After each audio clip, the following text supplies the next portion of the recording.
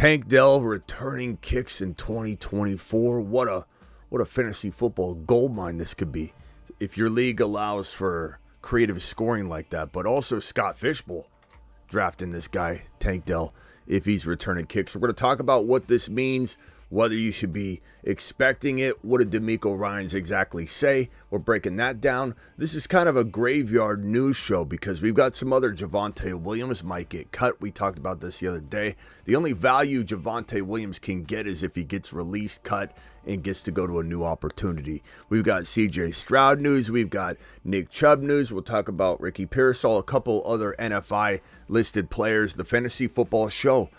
Graveyard edition news show, emergency news show on top of two parallel drafts at the same time. What? What did he just say? Live from the FantasyFootballShow.com studios. It's the Fantasy Football Show. Live! Monday through Friday, 8 p.m. Eastern. Smitty is also live whenever news breaks. From the FantasyFootballShow.com news desk, here is your breaking news. You're watching a graveyard stream. Ladies and gentlemen, we're here to break down news on top of live drafting. Two parallel drafts on Underdog on screen at the same time. There's no confusion when you watch it because you're going to see both drafts going side by side. But, you know, we're here talking about a guy named Tank Dell. I'm very thankful for Tank Dell. I'm sure you're very thankful for Tank Dell. I'm sure we're very excited about the Stroudosphere that's about to be broken because of these two wide receivers, Nico Collins and Tank Dell, having big seasons. One of which we love to draft, Tank Dell, third, fourth round. One of which is kind of an avoid for me, even though I like him. His cost of entry does not make any sense in round number 2 in a lot of best ball drafts and non-best ball, as we talked about on this episode, which you might want to go watch because it's one of the most important shows you will ever see this entire offseason as it relates to drafting and fantasy football and all of that. It's called ADP Rankings, and I break down your redraft rankings versus your your best ball versus your non-best ball, and the discrepancies between all these players. JT 11 and 16. We got Nico Collins in best ball going 17, and then Nico falls all the way down to 29 in non-best ball, where he should go. So I like Nico in non-best ball. I'm drafting Nico in non-best ball. Dare I say, maybe I'm doing a little Stroudosphere, Tank Dell, Nico action, and I'm not even a stack type person in non-best ball. I'm actually very much against a lot of stacks in non-best ball. But in best ball, Nico is being driven up by this need to continue to overdraft wide receivers over and over and over. We're borrowing third round wide receivers and dragging them into round 2 because people are petrified Peters, scared Scotties, over aggressive Oscars when it comes to this wide receiver drafting. But I'm here to put a stop to it, which is why I'm talking best ball and non-best ball pretty much going forward on everything we do. But outside of that, go watch that ADP show. We're here to talk about little Tank Dell. I'm thankful. You're thankful. This guy's potentially returning kicks. Here's what DeMeco Ryans said and Tank Dell said. Asked by a reporter if he's ready to contribute on special teams, Dell said, "Am I ready? ? I'm ready for everything. You know," head coach DeMeco Ryans furthered the point, adding, "With the new kickoff rule, I think you'll see a lot of teams using many more skill players at the return position." So it does sound like this is not getting shot down. We heard about maybe Justin Fields returning kicks. That could have been quite an interesting addition to leagues that allow for that type of scoring. But then again, it's like, what can you do with Justin Fields? You know, put him in as a Taysom Hill. Maybe we'll have to see how they use him, but he didn't seem very keen on that idea. He wants to play quarterback, so Fields is not very interested in going down that road, even though it seems like the Steelers might be. Tank Dell, on the other hand, just told you. He said, "I'm ready for everything." And DeMeco Ryans just told you, we're going to use creative packages and this and that. Now, we don't know if it's going to be on the regular. We don't know what we're really looking at. We're just hearing some chatter about it. And teams don't even know what they want to do yet. This new kickoff kickoff rule is absolutely insane. Nobody knows what to expect. The only thing I can tell you with almost near certainty is there'll be more scoring in the NFL because of the new kickoff rules. That's the whole intention. Better field position, 5 to 10 yards is it going to be? I've heard projections that the average placement of the football after a kickoff return or placement, the average of everything is going to increase by 5 or 10 yards. If that's the case, then things improve a little bit in terms of scoring. We have quarterbacks throwing more touchdowns. We have less punts. We have different defensive stats. It will skew some things from the past, but at the end of the day, 5 yards not going to make things completely crazy. But if this ends up being like a 10-yard, 15-yard thing, things are going to change. Less punts are going to happen. More scoring is going to happen. Better field position. It's going to be quite interesting. And there will be players, and even in retrospect, we might dissect this, reverse engineer it later, saying, man, now we know going into 2025, these players are very much better in shorter field type of scenarios, and so I like this player. They're going to use these players more in shorter field scenarios, so I like these players. And we're going to learn a lot from this season, but I think we can be preemptive and try and predict some of this stuff.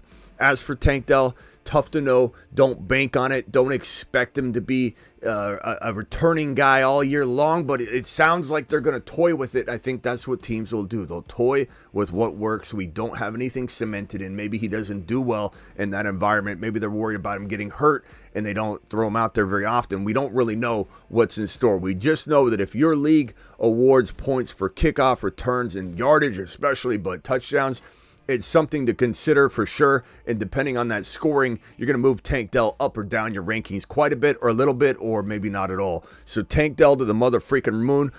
Stroud to the mother freaking moon. This is the Tank Dell news we got right here on the late graveyard edition, news edition show.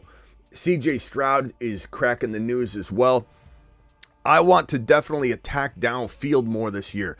Stroud was something along the lines of like middle of the pack, like 14, 15 in the league in downfield attempts, okay?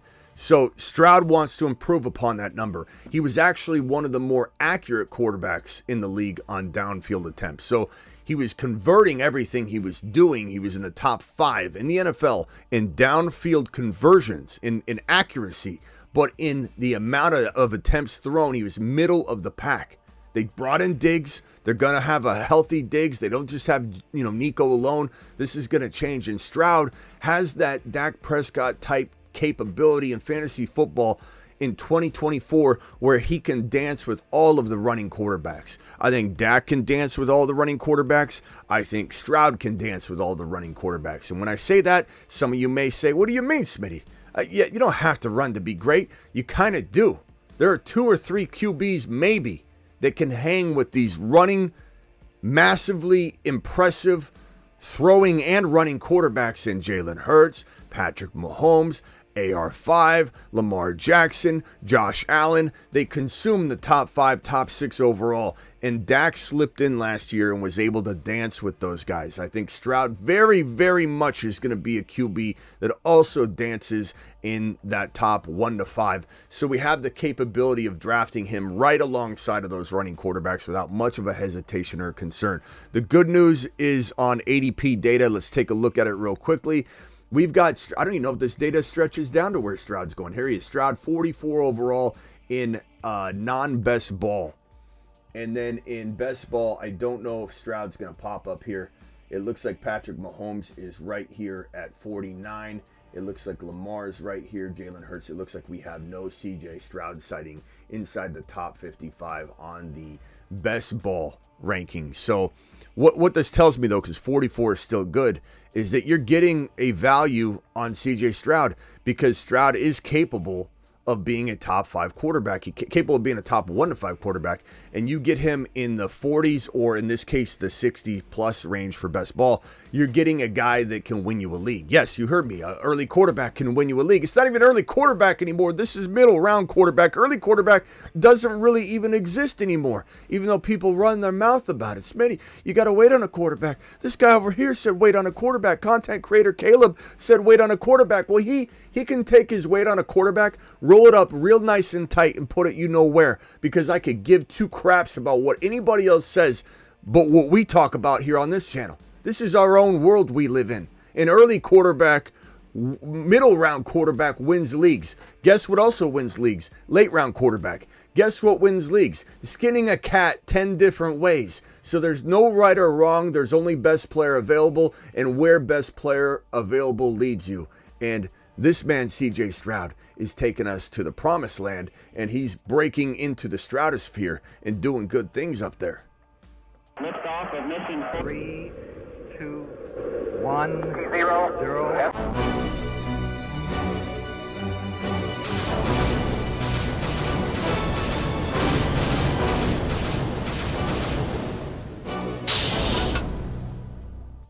I'm thankful. I'm thankful for Dell. I'm thankful.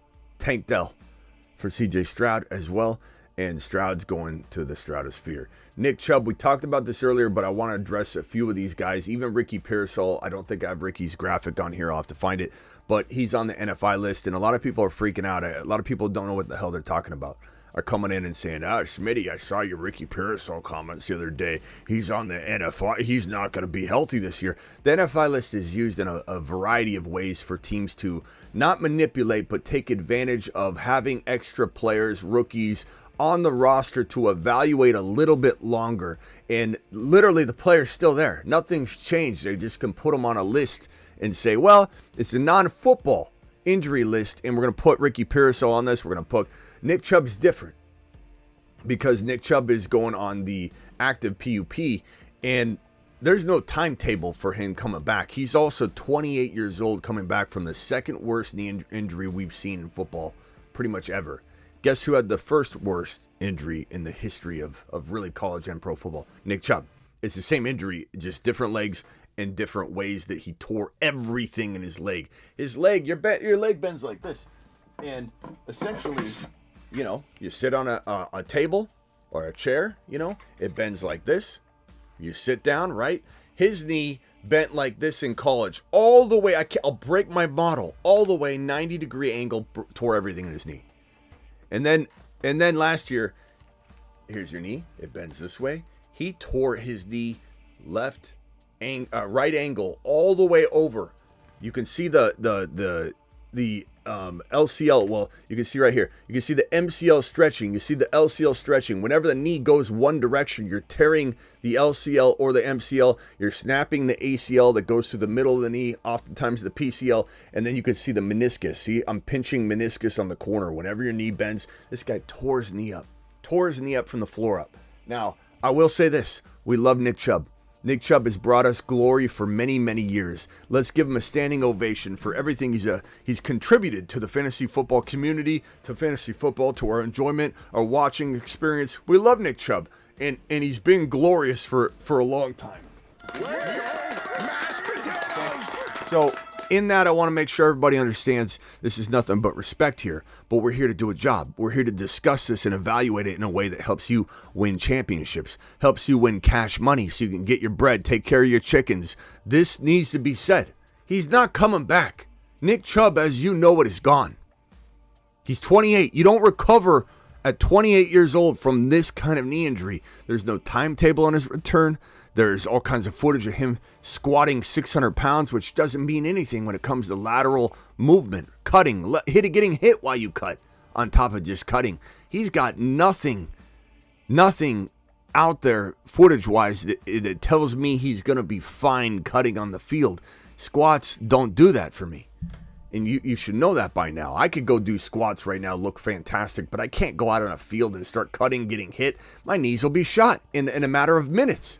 This is a 28-year-old running back that's going to have an onset of arthritis as quick as Todd Gurley had. You have that kind of knee trauma, especially meniscus tears.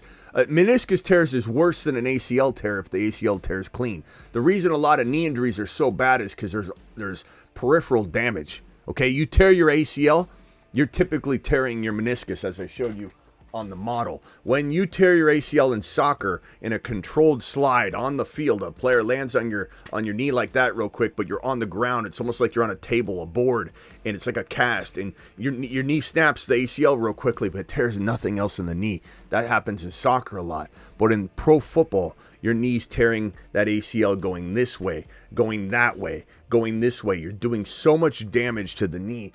The most damaging part is the meniscus. Like you have to trim meniscus. It's like trimming the brake pads on a vehicle. You trim the brake pads on the right corner of your vehicle, the alignment and everything in the knee. It starts to deteriorate differently. You start wearing it down. The compensation injuries in the other leg that occur and in the same leg from that meniscus damage. A clean ACL, which is rare, the ACL fairy comes into your bedroom at night and snips it and replaces it. You rehab it, all of that. That is much better for the long-term value of the knee, the integrity of the knee, the meniscus damage. Nick Chubb, it's not just about the ACL again. He had a separate ACL surgery, I think, in late November or at least early December. But that was his second surgery. He had the other surgery to put his mangled knee back together. His knee didn't just tear. His knee didn't tear. His knee did one of these. Let me show you a model of Nick Chubb's knee. It was a little bit like this. Let me be very careful with this, okay? Here's his knee, okay? It bends. It went like this. And it tore up into pieces.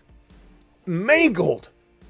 Put it together. Tried to repair it the best of their ability. Had to go back in late November, December. And then do the ACL surgery. So it hasn't been that long since his ACL recovery. You can go out there and squat 600 pounds. It doesn't mean anything about going out there and playing football. So Jerome Ford, as much as we love Nick Chubb, you're the absolute man. It's Jerome Ford season, especially at the cost of entry, especially at the new cost of entry that this man Nick Chubb with the 600-pound squat video on Instagram. You can go watch it on my Instagram, by the way. You go over to the Fantasy Football Show on IG. Make sure you're following me over there. You're missing a lot of content. You'll see the Nick Chubb video of him squatting 600 pounds. But guess what? That video is gonna lower the value of Jerome Ford. Jerome Ford is a low risk, almost zero risk, all upside player that doesn't need to land at all. You know, like you can miss on it and it's not going to hurt you if you land it. He's a touchdown, potential guy. You know, you got some good damn value in Jerome Ford. Jerome Ford. Mashed potatoes! It's a shame, to see Nick Chubb in this condition. Such a monster, such a tough guy too. Hats off to him. Chris Olave, there's that non-football injury list, the NFI list. It's nothing. This is a maneuver by teams. Chris Olave, NFI list. Don't worry about it. Don't worry. This is nothing. It's a nothing burger. Just like Ricky Pearsall. Again, people come in yapping, going, "Hey, Ricky Pearsall's on the NFI. He's going to be hurt all year." You don't know what you're saying. You really don't. It's okay. That's why I'm here. But you don't know what you're saying. Just like Kyren Williams, foot injury. Oh, God. Corum's going to take his job. Corum, we're really going to see Corum step it up. He's going to steal the job while Kyren Williams is out with this foot injury.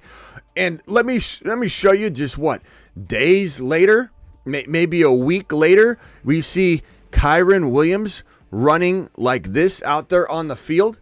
We're talking about, wait, where'd that go? Where'd it air this? We're talking about, he's going to sit out with a foot injury. He's going to sit out. Oh, wait a minute. There he is. This is like, what, a week later? Oh, did Blake Corum steal his job in 1.5 weeks? Like, what are we doing? What are we doing? This is why you're here. I get it. Some of you don't know better. You're being told that Kyren Williams is losing his job to Blake Corum because he's sitting out a little bit in June with a foot injury. Does it look like he has a foot injury? I mean, I'm not asking for my health. I'm asking for your fantasy football glory. Does this look like a man that has a foot injury? I mean, I'll be honest. I won't get mad. Does this look like a man, or does this look like a league winner? I haven't seen a guy that quick in practice in 10 years. I haven't seen a guy that quick in 10 years. Mashed potatoes! 10 years. Yeah, buddy. 10 years.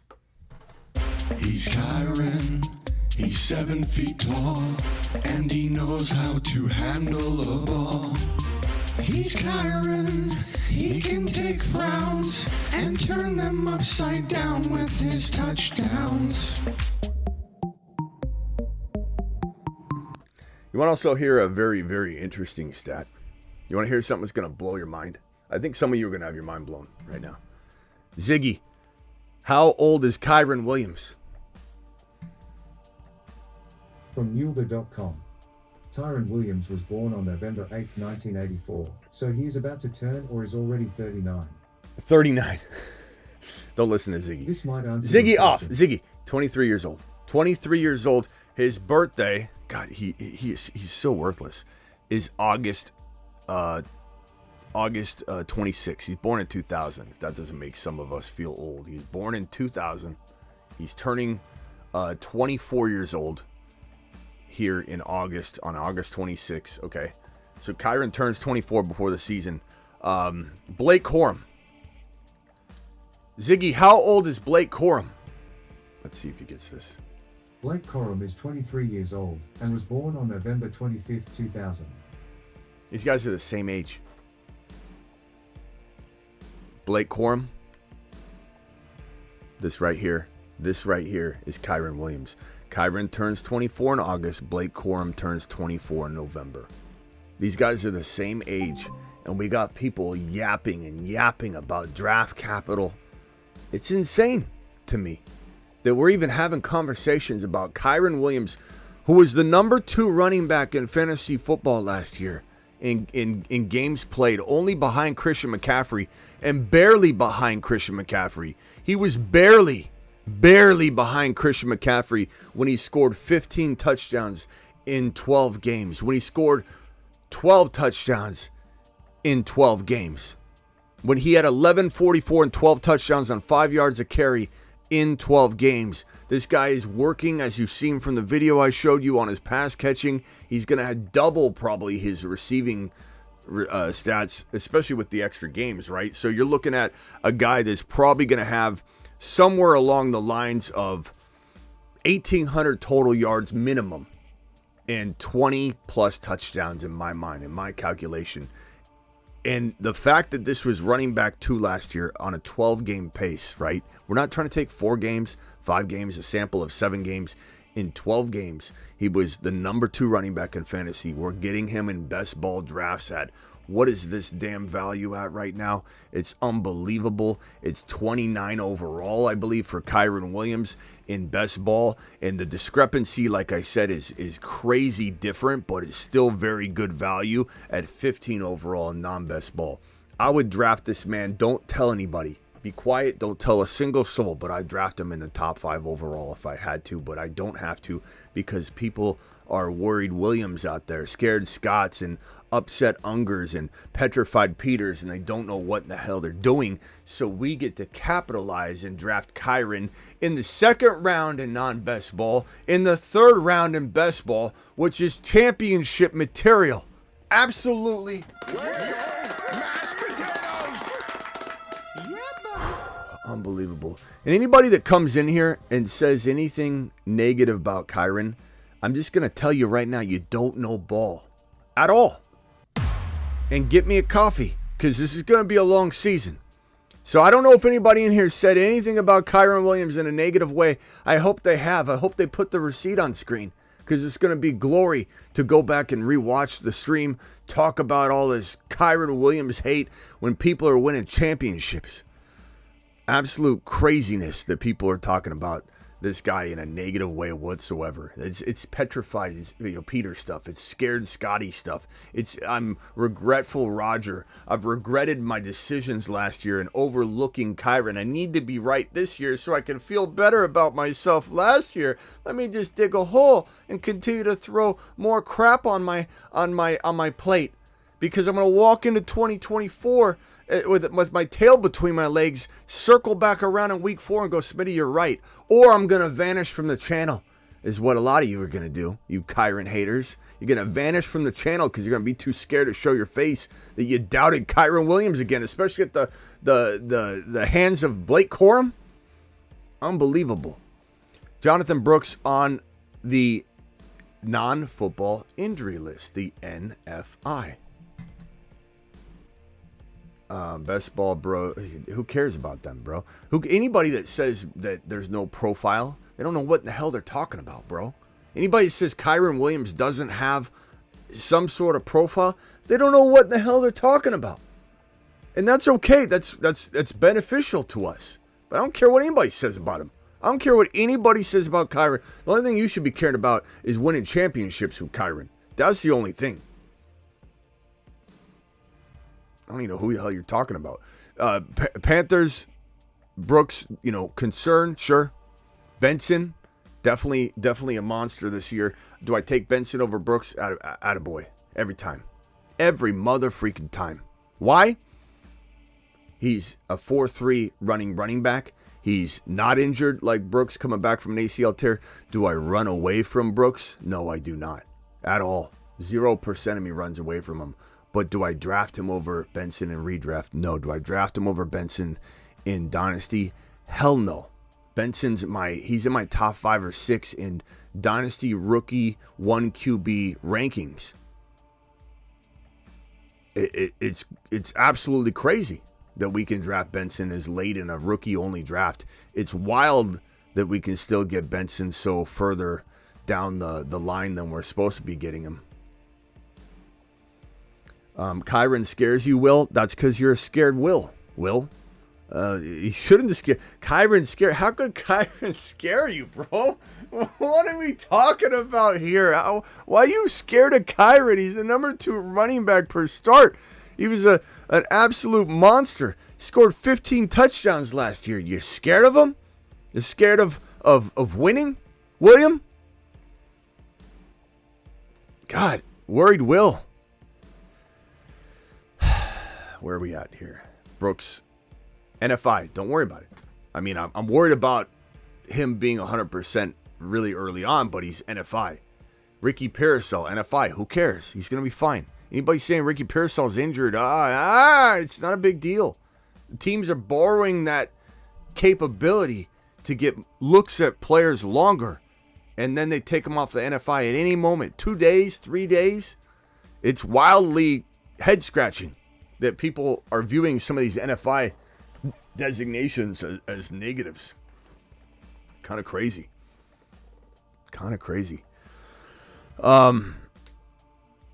Will says Saquon can compete with his numbers, laughing emoji. I know, because that's what I told you. You didn't tell me that, Ken. I told you that. Let's go! Mashed potatoes! Thanks for repeating me like a parrot, Will. It's so wild that Smitty, Saquon's going to do well.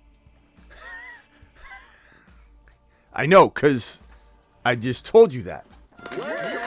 Mashed potatoes! Damn, we're 0 for 3 tonight, Will.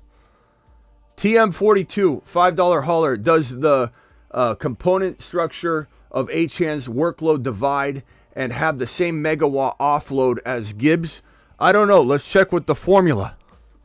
But the continuum of the gigawatt component structure of Jahmyr Gibbs's workload divide has a megawatt offload that if you compartmentalize the component conjunction timekeeper and you flux capacitor out the continuum component megabolt, things just end up happening. And that's why Jahmyr Gibbs is a top 5 to 10 running back instead of top 6 to 10. Let's go! Mashed potatoes! All right, we're almost done with everything. Smitty said he'd take Kyren as a top 5. Does that make him an automatic second drafted player? Yes, G-Man, it 100% does. You get away with what you can get away with, but at the end of the day, I gotta take Kyren at 2.1. I'm taking Kyren at 2.1. This right here is a glorious stash. Marshawn Lloyd, the Athletic, and a lot of other people have talked about this. This isn't this guy's, domain here that he's speaking about. This is everybody's thinking. Marshawn Lloyd should have early impact for the Packers. Now, let me say this. Of course, Marshawn Lloyd and Jacobs are one of the top cuffing situations. Where's there it is. Lloyd, I could almost move this up, above Warren and Harris at this point. I really think maybe we even do that. Lloyd and Jacobs is pretty damn good. First of all, the offense is absolutely amazing, and there's going to be huge things in store for this entire Green Bay staff and players.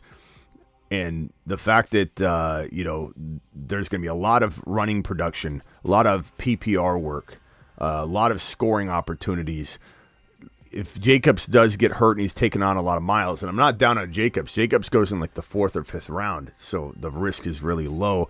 And Lloyd goes higher than you'd want him to go, but it's still very comfortable cuffing material territory.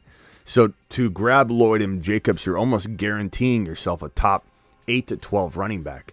There's really not a better middle round running back, 4th round, like early-ish middle round running back to take than Jacobs and cuff him to Lloyd. You could even go hero RB with a 4th round running back. Go wide receiver, Patrick Mahomes, or wide receiver, Josh Allen, or wide receiver, Jalen Hurts, and then go 4th round, Josh Jacobs, cuff him to Marshawn Lloyd, and that's a watered down hero RB approach, and that's certainly doable. But this kid's special. If he gets a shot, he'll shine.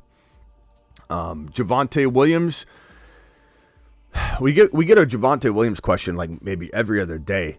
And the answer is until he's in a new situation, we can't count on him.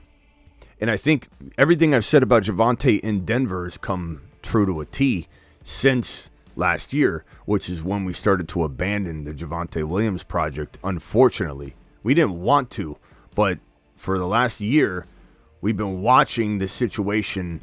We've been watching the mistreatment of this guy, not being positioned right, unaware of what's going to happen. Sean Payton, through the entirety of the season, just misused him. And he looked healthy. He looked quick, but they never gave him enough opportunities, and they never stuck with them long enough, and they don't appear to be wanting to stick with one running back long enough to get a running back in a groove. So Javonte is fighting for the final roster spot with Samaje Perine.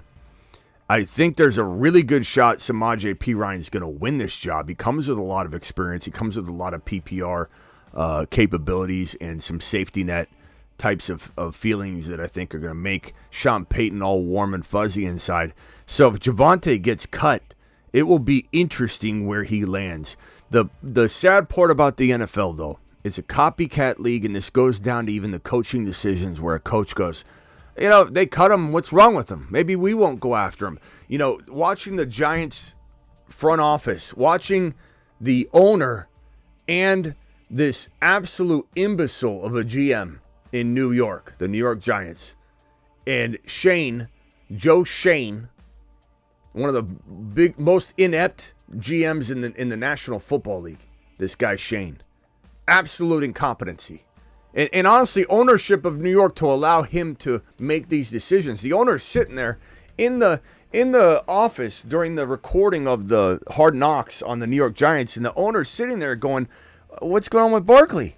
And Joe Shane is like, "Last thing I heard is he's getting a better offer," and he sends him off to go get a better offer. Makes Barkley promise he'll come back. Barkley's a man of his word, and his agent comes back, and Joe Shane goes, "Nah, we're not going there. We're not going there with that offer. He can go." And then the owner's like, "I'm not going to be able to sleep at night if he goes to the Eagles."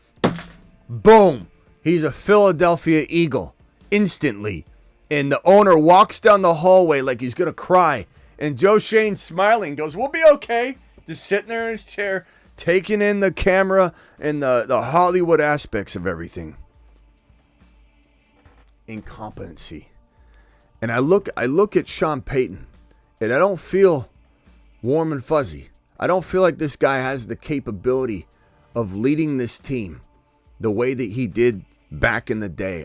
You look at a guy like Bill Belichick, and you say, this is the best coach of all time, right? Why can't he coach anymore? Why can't he do it? Why couldn't he turn things around in New England? It's not just about being a good coach. You got to have a lot of pieces. You got to have the right situation, the right environment, the right staff involved. You don't make all the decisions. It's not all left up to you. And part of me believes that Sean Payton, while he was amazing back in the day, I don't get a sense that this is the same man right now in Denver. I get a sense that this is the same guy that we saw last year call Russell Wilson into his office, and he said, "Russell, you're going to rescind your injury clause, take it out, void it of your contract, or we're benching you." And he's like, that's illegal. And the NFL agreed. And Sean Payton, despicable attempt to try and make this guy take away his injury clause. It's shameful. I don't believe in what Denver's doing. I believe in Bo Nix, I do. But I don't believe in Sean Payton. And I don't know what's in store for him in the future. I know everybody thinks he's this great, amazing coach that can go anywhere and turn rags into riches. But watching him misuse Javonte Williams, watching him float around all year last year, and you know, granted, he's going to turn this offense into his own, but I hope this guy's not a part of it, because I don't want him to get dragged down any more than he's already been dragged down. The problem with the copycat league is that guys like Joe Shane and these, if you could be a fly on the wall in a lot of these decision-making rooms, you'd see owners go like, I don't know if he's even any good. And then GM's going, yeah, well, they cut him, so he must not be good. And then nobody picks this guy up to start. That's the way the NFL works. So I'm afraid of that for Javonte. I know Javonte's talented. I know Javonte would ball out in Dallas. Let's hope Dallas picks up the phone and says, Javonte, come in. Bring him into Dallas. Dallas would be the perfect place for him to potentially, you know, kick things back into high gear and try and revive his career. But we'll find out more information on this one. As of right now, Javonte Williams is looking like he's on the hot seat. And that's a good thing, because I want him to have a shot elsewhere. I don't want him in Denver. And nobody should want him in Denver. Nobody at all. Period. Okay, let's get on over to Underdog Fantasy, promo code Smitty, where we're going to draft right now in parallel drafts, side by side, in 20-second fast puppy drafts. There's the link right now. The link's also pinned in the live chat. Go to Underdog Fantasy. Underdog will match your first deposit 50%. So you drop 20, they'll give you $10. You drop, 25, they'll give you half of that. They drop all the way up to $250. So you drop 500, they'll give you $250. But the minimum is $10. So don't think for a second that you can't jump into one of these drafts with that bare minimum. The bare minimum is $10. That's an awesome deal. Okay, so we're gonna jump into this draft right here. Your boy is gonna jump into. Let's see here. Let's get into. So you're going to go to the draft tab at the bottom. You're going to go to lobby at the top. You're going to make sure you're on home, not NFL. You want to get on the home tab. You're going to swipe all the way over to the Fast Puppy 20-second draft. Click the green button now. Okay? Click the green button now. Then back out and click the green button again. I mean, for those that missed out, don't try to let someone else get in a draft. But we're going to do two drafts side by side. And we're going to see if we can make this work. This is going to be wild. So Fast Puppy, draft, boom. And then Fast Puppy. Let me put all these on the screen here. Fast Puppy, 40 seconds.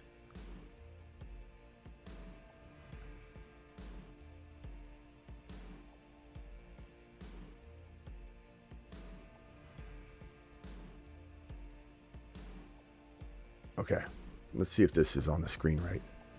Boom. There we go. I got to do a little bit of adjusting, but we look pretty good. We look pretty good there. We got all 12 teams on there. Okay, the top draft, I'm in the 4 spot. And then the bottom draft, I'm in the 2 spot. I don't know if we've got any duplicates in here, but we're rolling 2 drafts at the same time. Timeouts could happen.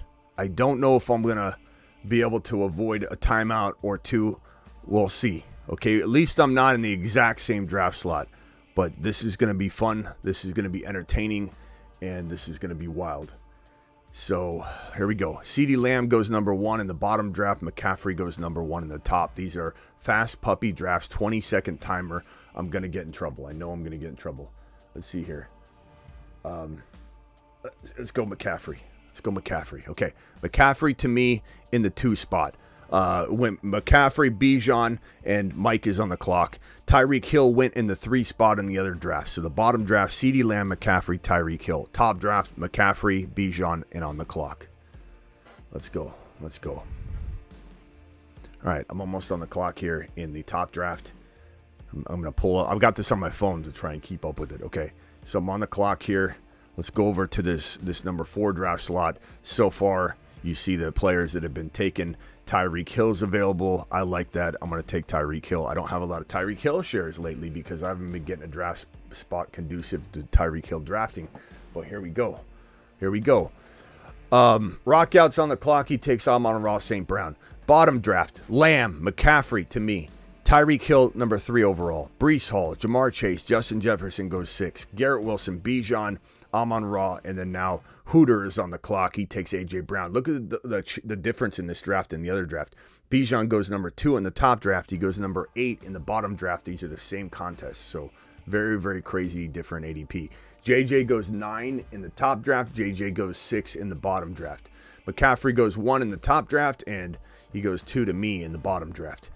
This draft is about 30 seconds ahead of the other draft based on when we jumped in, but we'll see how quick these drafts go if one goes a little faster than the other. A.J. Brown just went off the board at 10 in both drafts. Amon-Ra St. Brown at 6 in the top draft. He went off the board at 9 in the other draft. All right, let's roll. I think I got a super chat. Can I mix super chats into this? I think I can. Phone calls, I don't know. We'll open phone lines in a minute. Can I call in with a trade advice? My little brother almost there. Yeah, after these 2 drafts or when I get a little more comfortable with what's going on, bro. Appreciate you, World, for dropping the $5 holler. Definitely call in as soon as we're done here with this draft. These will go quick. We'll open the phone lines after. Tyreek Hill in one draft. McCaffrey in the other. Let's go. All right. Go. Mr. TD, it happens. I don't know what I'm going to do here at this pick. So far, the teams look. I like the Gibbs and Taylor team. I like the AJ Brown and Puka team. I like the Marvin Harrison Jr. and Amon-Ra. I like the Bijan and Drake London. These are a lot of good squads. Who do I think went too early in this draft? I think JT at 11 is a little higher than I would like him to go, and he went 11 in both drafts. I think he's good in the 14 territory, 15 territory, but I'm not taking JT at 11 personally. I'm taking Gibbs over him, but this bottom team got both, so who cares, right? Oh, I'm getting close to being on the clock at the same time in these 2 drafts. Let's go. What are we doing here? 20 seconds. Geez, this is going to come down to the wire. This is going to come down to the mother freaking wire.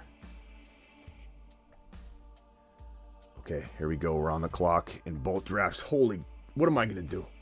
I'm going to go Kyren in this draft. I got to switch over to the other draft. I got 12 seconds left in it. Running backs, who's available? Just go. I guess I'll go Derrick Henry. I was running out of time. I don't mind that. I'm on the clock in this draft. Got McCaffrey and Kyren. Potentially need a wide receiver. I'm gonna cue DK here.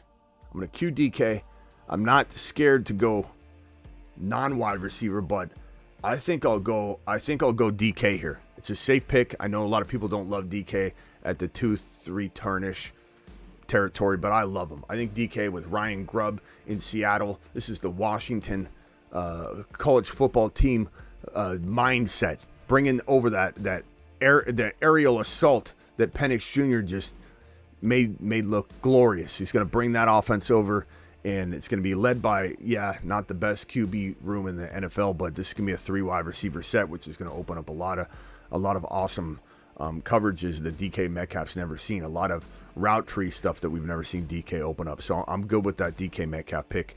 I'm swinging around to this Derrick Henry, Tyreek Hill team. Let's get this going here. I'm 2 picks away. Let me see if I can cue a few peeps here. I've got Tyreek, Derrick Henry, and let's go Jalen Hurts. I like that. I like that balance. That team's very balanced. Tyreek Hill, Derrick Henry, and Jalen Hurts. Okay. I don't love drafting Henry in that high in the second, but the running backs flew off the board. Everybody in our crew anyway gobbles up running backs because we're a running back, community. We're a robust running back community, and I had to grab an RB Pacheco going that high is crazy in best ball. We usually don't see that.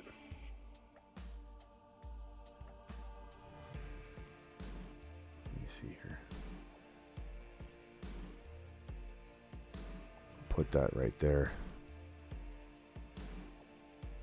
I'll put that right there. This is working good. We might have to do 2 drafts at the same time like this before.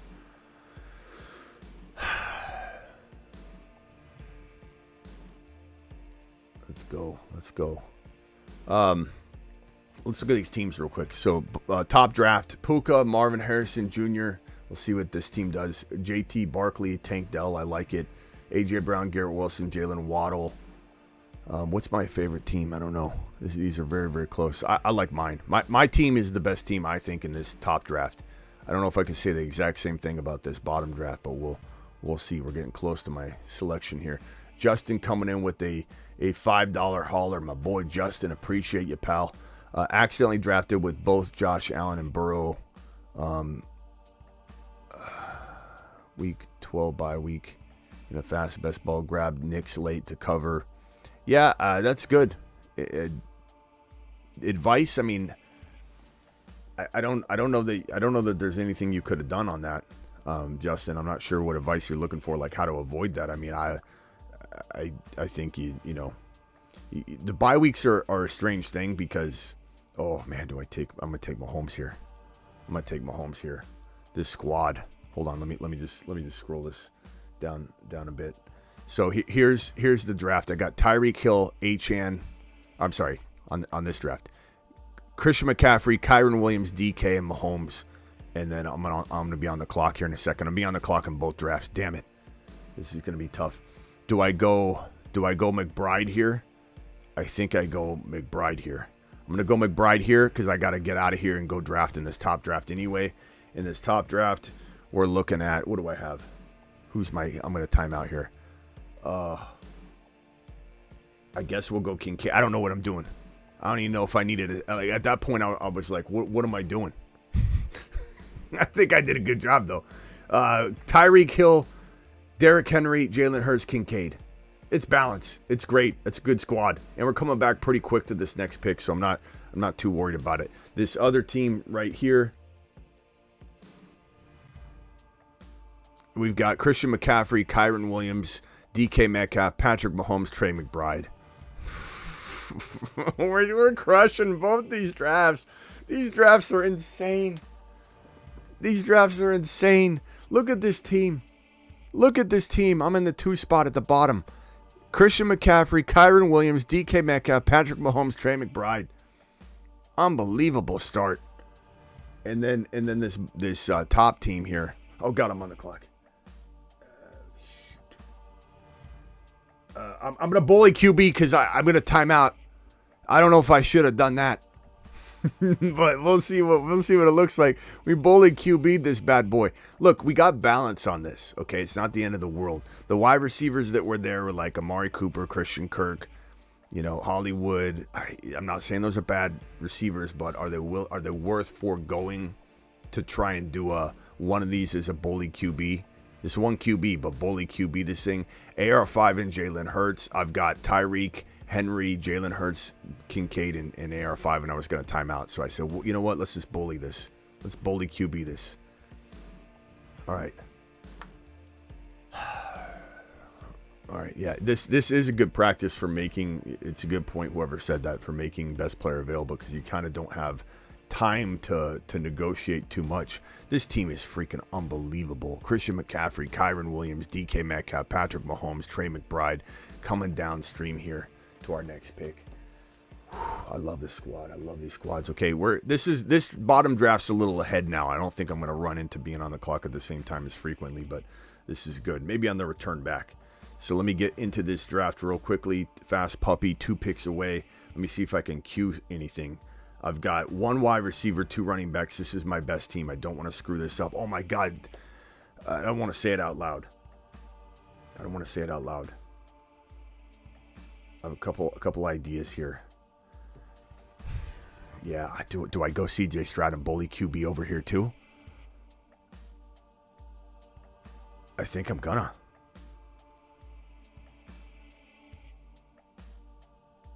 I'm doing it. I'm going to bully QB CJ Stroud here as well. Both these are bully QBs. Christian McCaffrey, Kyren Williams, DK Metcalf, Patrick Mahomes, Trey McBride, CJ Stroud. All right, this is going to be close, but I think I'm fine. I need a wide receiver here. This feels like a damn good pick. He's the number one wide receiver for his team. I'm gonna go Coleman. So I've got Christian McCaffrey, Kyren Williams, DK Metcalf, Patrick Mahomes, Trey McBride, CJ Stroud, Keon Coleman. I almost took Brian Thomas. I like both of them. They're both absolutely solid picks. Fast Puppy at the top is close to being on the clock. Now I'm on the clock. I've got two quarterbacks, one of everything else.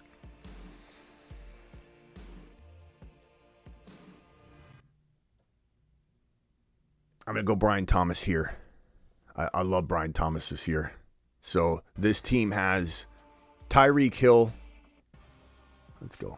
Tyreek Hill at the top, slot number 5. Tyreek Hill, Derrick Henry, Jalen Hurts, Dalton Kincaid, Anthony Richardson, Brian Thomas. And then we're going to swing back around this way. Ladd better than Coleman? I don't think so, bro. At all. First of all, they're in completely different offenses. One has vacated targets with a great quarterback that's going to throw the hell out of the ball. The other has vacated targets in an offense where it looks like we don't know who's going to consume the targets. Everybody's a number there in LAC. And on top of that, he's raw, bro. He needs to develop differently. I'm not a Ladd McConkey believer at all. Coleman is smash. Absolute smash.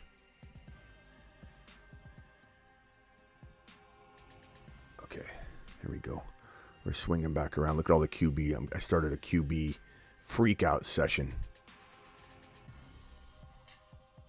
I timed out on this other one, didn't I? Damn it. I wasn't paying attention. My first time out, the top team, I timed out. Where were you? No one told me. Yeah, damn it. That's okay. Rashee Rice, that could work out. That could be a decent pick.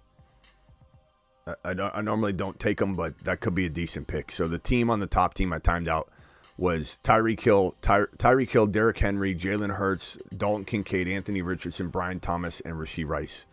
I would rather have JSN, but I'm not mad at that pick. That Rashee Rice is okay. He's playing half a year at least, so I'm fine with that. Almost on the clock here. This team has Mahomes, Stroud, McCaffrey, Kyren, DK, Coleman, and McBride. So I'm really flexible here to go in any direction. You guys like Jameson Williams here?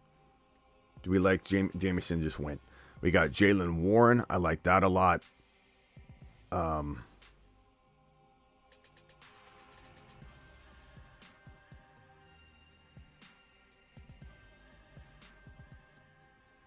I guess I'll go Jalen Warren here. I kind of was timing out there. This is getting a little bit more. It's getting increasingly difficult as we get deeper, and I'm trying to scour for a pick. I think what I'm going to do here.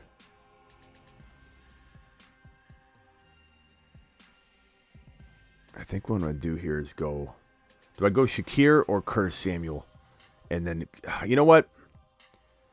Let's put our balls on the table. Let's bank on Coleman, and let's go Wicks, and really swing hardcore at if an injury happens, and even if it doesn't, he's a solid pick. But Wicks has a lot of upside, so gonna swing big with that one.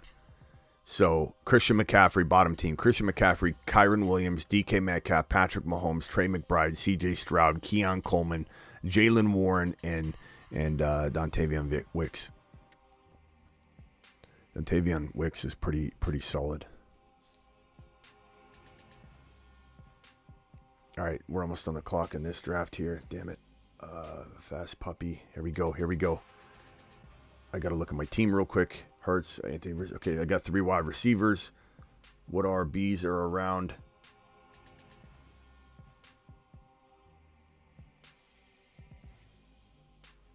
We'll go Jonathan Brooks here.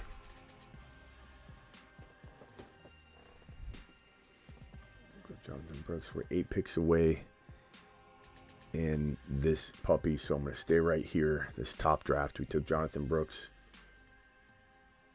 Top available, Jordan Addison, DeAndre Hopkins, DeAndre Swift.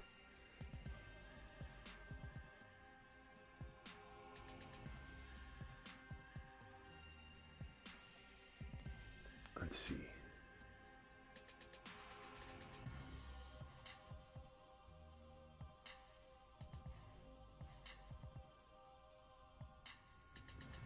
All right, here we go. We're coming around the mountain here. Let me move this down so you guys can see a little better on that one. Oh God, we're almost on the clock in this draft.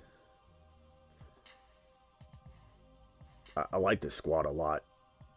I'm still interested in wide receivers here, but I'm not desperate. Running backs.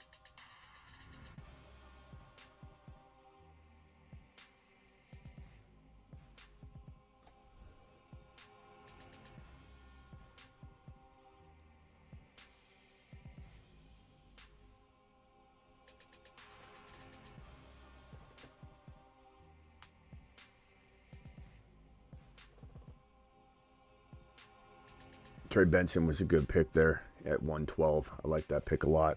Let's see if we can go up here and scroll down just a touch. Give you guys some more real estate to look at. We're going to open up the phone lines here in just a bit, so get ready to dial in. I didn't open them here because I'm really pressed for time. Justin says, do we know the NFL will suspend Rice this year? We don't know. We don't for sure know. I'm going to go Blake Corum here because I got Blake in both drafts. I got Blake Corum, especially in this draft, because I have wrong draft. Because I have Kyren with this team here. So my team's in the 5 spot. I got let's see here. Or Kyren's in the other team. I'll keep scrolling with this team. Okay, here we go. On the clock. I like A.D. Mitchell here a lot. I'm going to go A.D. Mitchell. A.D. Mitchell's fantastic. Okay, so this draft. I have Christian McCaffrey, Kyren Williams, DK Metcalf, Patrick Mahomes, Trey Benson, CJ Stroud, Keon Coleman, Jalen Warren, Dontavian Wicks, Blake Corum cuffed to Kyren. And then I have A.D. Mitchell, who I think is super, super attractive in double-digit rounds. A.D. Mitchell could be a league winner in double-digit rounds. League winner. As for the Rice question, Justin, it's a good question. I think the league 100% is going to suspend him. I think probably is going to be at least half a season, but he's pleading guilty to the charges will trigger either a mandatory, 6-month or mandatory year. And the more charges they pile on, it's going to make it something like, hey, you got to stay out of prison, not try and avoid missing time. And if he pleads guilty to a certain level of offense, bro, he's out for a year. There's a lot of things that are a mandatory year for the NFL and the way they look at things. So it just depends. But I have a feeling he's playing half of a year. He could even play potentially the entire season and they push this thing out, bro. That's the other thing that we continue to talk about is this could absolutely be pushed out. Let's go Wicks again here. We're kind of drafting some of the same players in these teams, which is fine. We'll look at both teams at the end. I know everybody's kind of curious, so let me see if I can scroll through here. So my team is in the 2 spot in this bottom draft. McCaffrey, Kyren, DK, Mahomes, Trey McBride, Stroud, Keon Coleman, Jalen Warren, Dontavian Wicks, Blake Corum, and A.D. Mitchell. Love that team. Love that mother-freaking team. Then in this other draft, which is at the top, I'm in the 5 spot. I got Tyreek Hill, Derrick Henry, Jalen Hurts, Dalton Kincaid, Anthony Richardson. So I'm going bully QB in both. And then hold on, I got a pick here. So you see Wicks and Corum. It's a good team. It's a really good team. Let's see here. I could use an RB in this particular draft. I'm on the clock in both drafts, or no? Oh, jeez. Let's go Jalen right here. Let's go back to this draft. I got 3 seconds in this draft. 3 seconds. What am I doing? Dotson. I just got to hit it. I had to hit it. I couldn't even look. Dotson's a good pick there. I don't mind that. I don't mind that at all. I feel pretty good about this team too. This is the bottom team, right?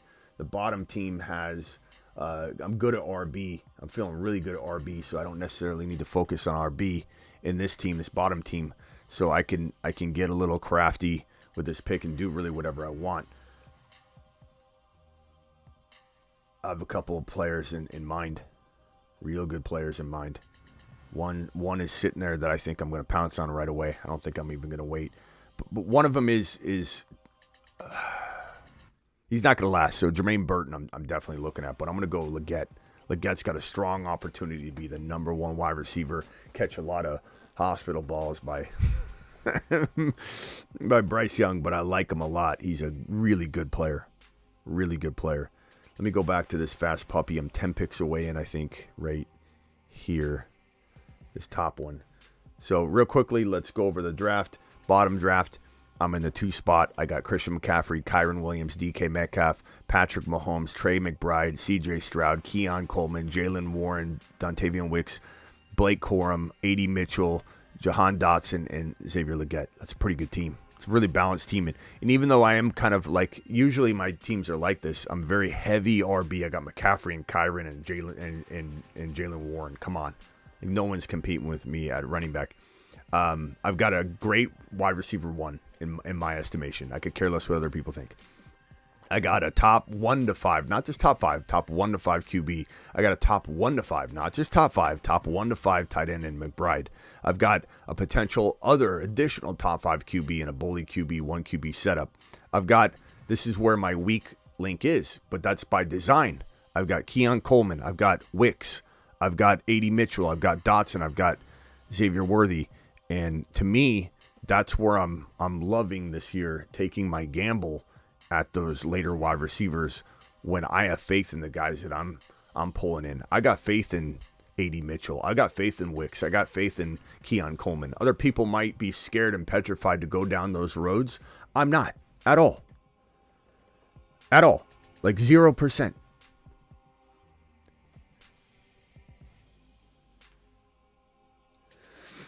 Okay. Did I say Trey Benson? I meant Trey McBride if I said that. I don't know that I did, but if I did, there you go.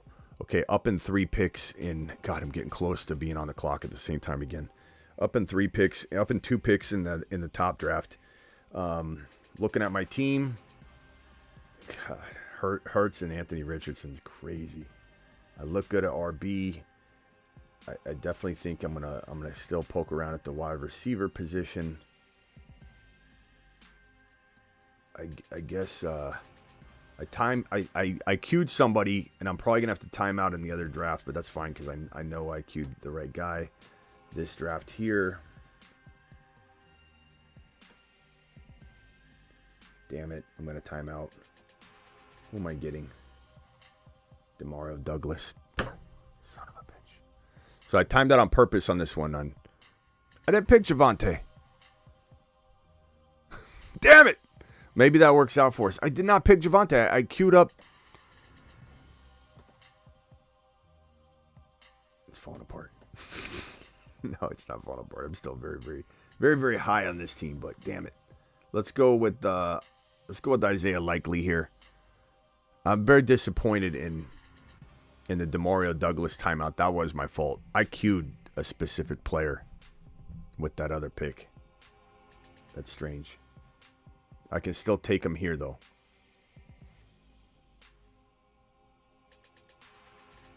Sorry. Demario's not horrible, but it's not who I wanted. And here, this is going to get interesting here. I still want to go wide receiver here, I believe. I feel like it's a smart move to just look. I'm wavering on this one. I'm going to go Gabe Davis here. Don't love it. Don't love it. It's getting dry. So, like, this is where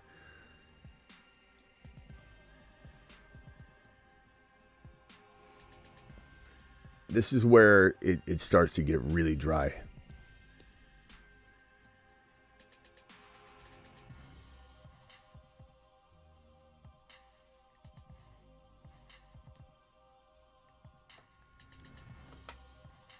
Yeah, I don't know why everyone's arguing about Lab McConkey and Coleman. Look, Coleman's special. Lab McConkey's also special. Like, we can have that debate, but Lab McConkey did not land in the better situation. Coleman landed in a tremendous situation. Man, that pisses me off that I timed out at all. It's tough. This is not the easiest thing to do.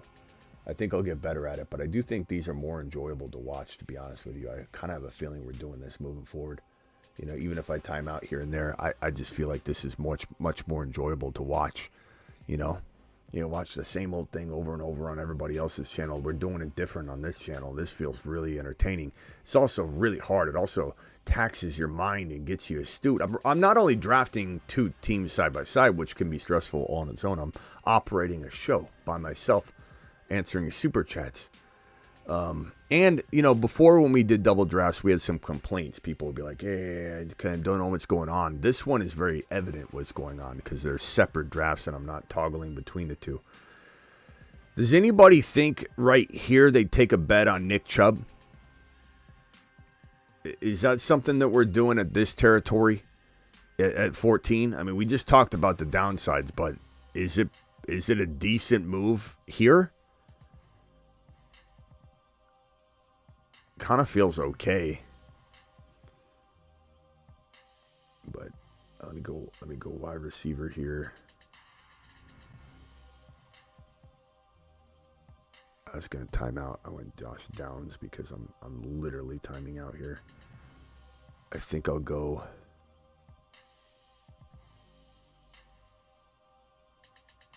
I timed out again. It's okay. It's okay. It's okay. It's okay. Damn it. Son of a bee, bro. Son of a bee. This is harder than it looks. You start getting deeper in the draft and you're scraping by, right? You're trying to find somebody. You can't. And I don't have time to queue.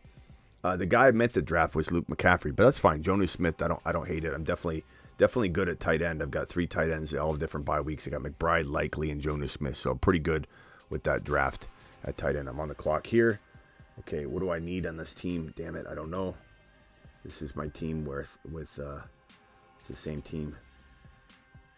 Oh, crap.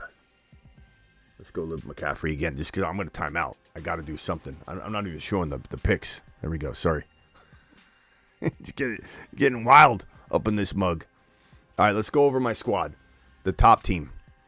Couple timeouts, couple miscues. It's okay. We're trying to make it work. Tyreek Hill, Derrick Henry, Jalen Hurts, Dalton Kincaid, Anthony Richardson, Brian Thomas Jr., Rashee Rice, Jonathan Brooks, Blake Corum, Dontavian Wicks, Jalen Wright, Javonte Williams is a timeout, Gabe Davis, Josh Downs. I have Anthony Richardson, so it makes sense. Luke McCaffrey, and then we've got 3 more picks in this draft. So let me put this sucker right here so you guys can see. Okay, let's go back up to the bottom team. The bottom team is in the final draft selection process here. Okay, let's see. I'm 9 picks away in that. No, that's the wrong draft. I'm 11 picks away in that particular draft. And my team has Patrick Mahomes, CJ Stroud. My running backs are McCaffrey, Kyren, Jalen Warren, Blake Corum. And then I've got a plethora of quarterbacks, and I've got 3 tight ends. So I really am at the point in the draft where it's like I'm good at wide receiver. I don't necessarily need to double up on my quarterbacks or triple up on my quarterbacks because I got Stroud and Mahomes. I think this is one of the leagues I will go 2 QBs in and give myself another shot at another position. But there's definitely an opportunity to draft that other player because of these 2 QBs that I have. So I'm going to leave these on the board here. This draft is so much further ahead, this bottom draft. Alpha took Penix Jr. I like that pick. I just wonder, did you take Kirk Cousins up top or something? Let's see. Jalen Hurts. No, you're just banking on Penix. Hey, I don't mind it. It's not a bad move. It's not a bad move at all. Okay, I'm on the clock in this draft right here. In this fast puppy. In this fast puppy, I have I have a need for tight end, so I'm going to go Jelani Woods in this draft. Let me circle back over to my final pick over here. I said that I need an RB probably more than anything because I only have 4 RBs. I think I'm going to go Braylon Allen here and just get that touchdown producing potential in Braylon Allen. Now, I'll be honest with you guys, I didn't have a lot of luxury of looking at bye weeks too much. I tried to do my best, but there was the scenario in a few of these that I could end up, I could end up screwing up. All right, let's put this draft on screen again and look at it again real quickly. So this is the bottom draft. I drafted from the 2 spot. I got Christian McCaffrey, Kyren Williams. I cuffed Corum. DK, Patrick Mahomes, Trey McBride, CJ Stroud, Keon Coleman, Jalen Warren, Wicks, Corum, A.D. Mitchell, Dotson, Leggett, Demario Douglas, Likely, Jonnu Smith, Luke McCaffrey, Braylon Allen. Can we get a vote on that team? How do we feel about this team right here? Can we get a vote 1 to 10? How do you feel about this team I just listed off on the bottom? McCaffrey, Kyren, DK, Patrick Mahomes, McBride, CJ Stroud, Keon Coleman. Looks like I timed out on Adam Thielen. Son of a... I don't have time to even queue. I timed out on Adam Thielen. That's like the player I don't want. Son of a B.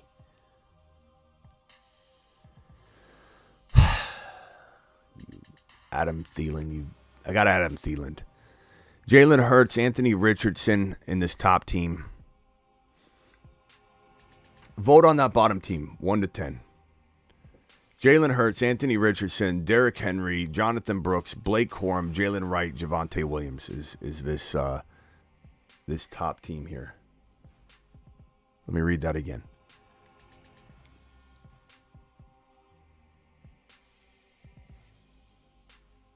Actually, you know what?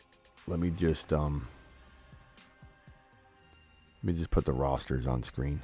Completed. Let me screenshot this bad boy and send it over to my screen, because I think it's going to be easier to just look at my squad versus go through this draft anymore. Let's send this puppy over here.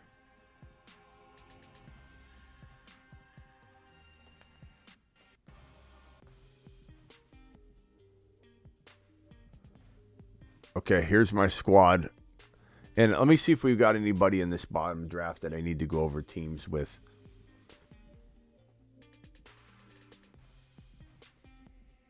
I don't know who's in this draft. I don't know some of your names. I don't know. We'll have to come back to that. On the clock here, I've got a potential need at tight end.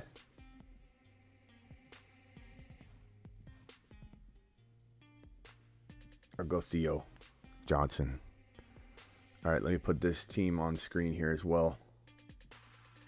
And then we can review them, and then we'll open up the phone lines. I like both these drafts. I mean, I timed out in a couple of situations, but that's okay. It was tough. It was tough. Here's team number 2.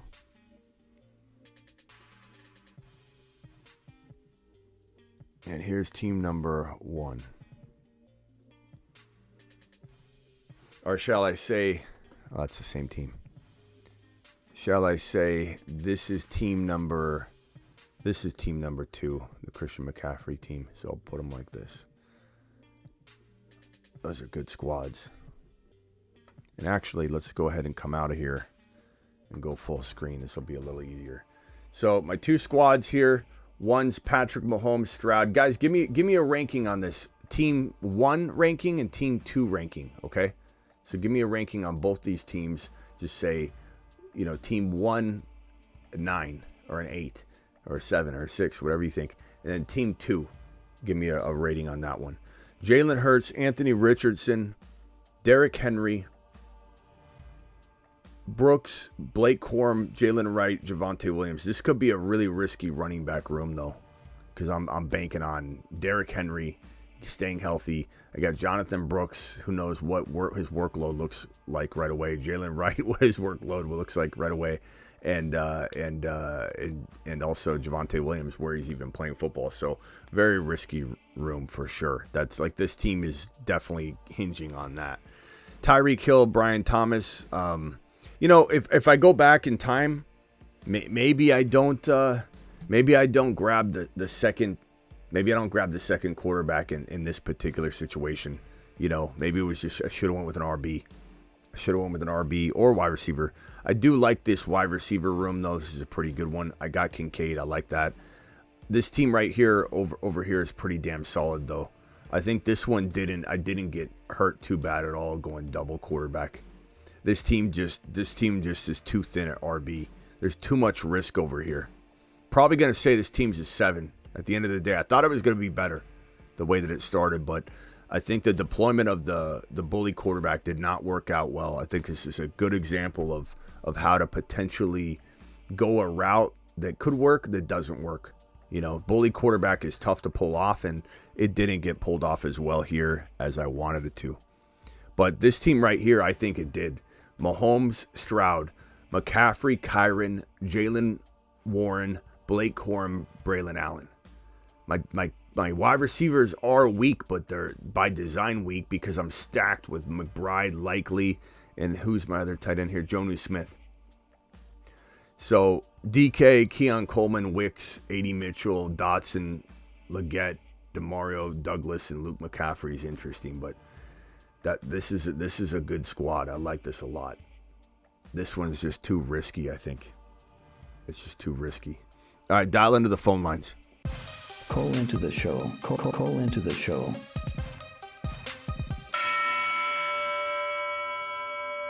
Dial in. Let me see if I can get that other draft up on the screen here. I know everybody wants me to review their team from that draft, so I can try and find it and throw it up, but let's see.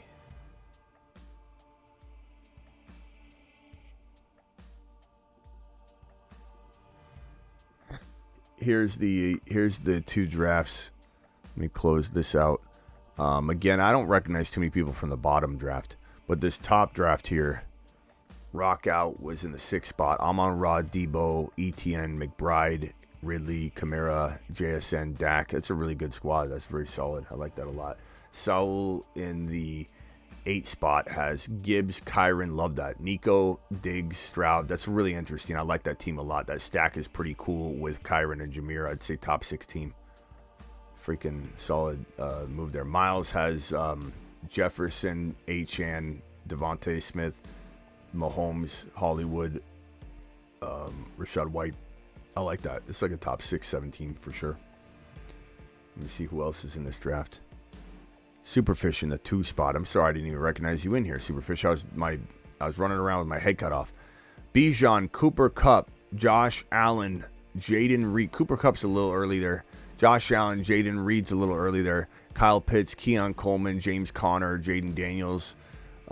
It's a good team, though. I mean, you did good. It's a good squad. I just think you did reach a little on Kupp. You did reach a little bit on Jaden Reed in round 4. So, kind of, I don't want to say set you back, but it was definitely a little early. Dial into the phone line, guys. Appreciate you all. Whoops. Live from the Fantasy Football Show. Call into the show. Dial in. Yeah, I definitely, I don't want to say botched that first team, but I probably would have smashed the hell out of that team on the left had I not gone bully QB. There's a time and a place to do it, and you can't really tell on the spot sometimes because you don't know how the board's going to fall later on. You know, you're doing this in advance, but good example. I love that there's 2 examples, one of successful bully QB and one of non-successful bully QB. I think that works pretty well. Like it's kind of cool to try the same strategy, slightly different or the same in these examples side by side because you get to see one work and one not work. And if both of them didn't work, then we'd be like, okay, bully quarterback, at least with the ADPs as they are right now, especially in a snipe environment, maybe bully quarterback isn't good, right now with the way ADPs are. But I think because I did these side by side and one worked, and you could say take Stroud out, put Kirk Cousins and Penix Jr. in as that QB2, grab both of them. And then what's my wide receiver look like? So if we go back to the board real quickly where I took my second quarterback, who was it again that we're talking about? We're talking about Stroud. So if I go back and reverse engineer this and we look at where Stroud was taken, let's see if we regret it. Let's see, where is this team? It's the top team, right? Okay, so Stroud. So, no, it's Anthony Richardson. I'm confusing myself with these two teams. It's crazy.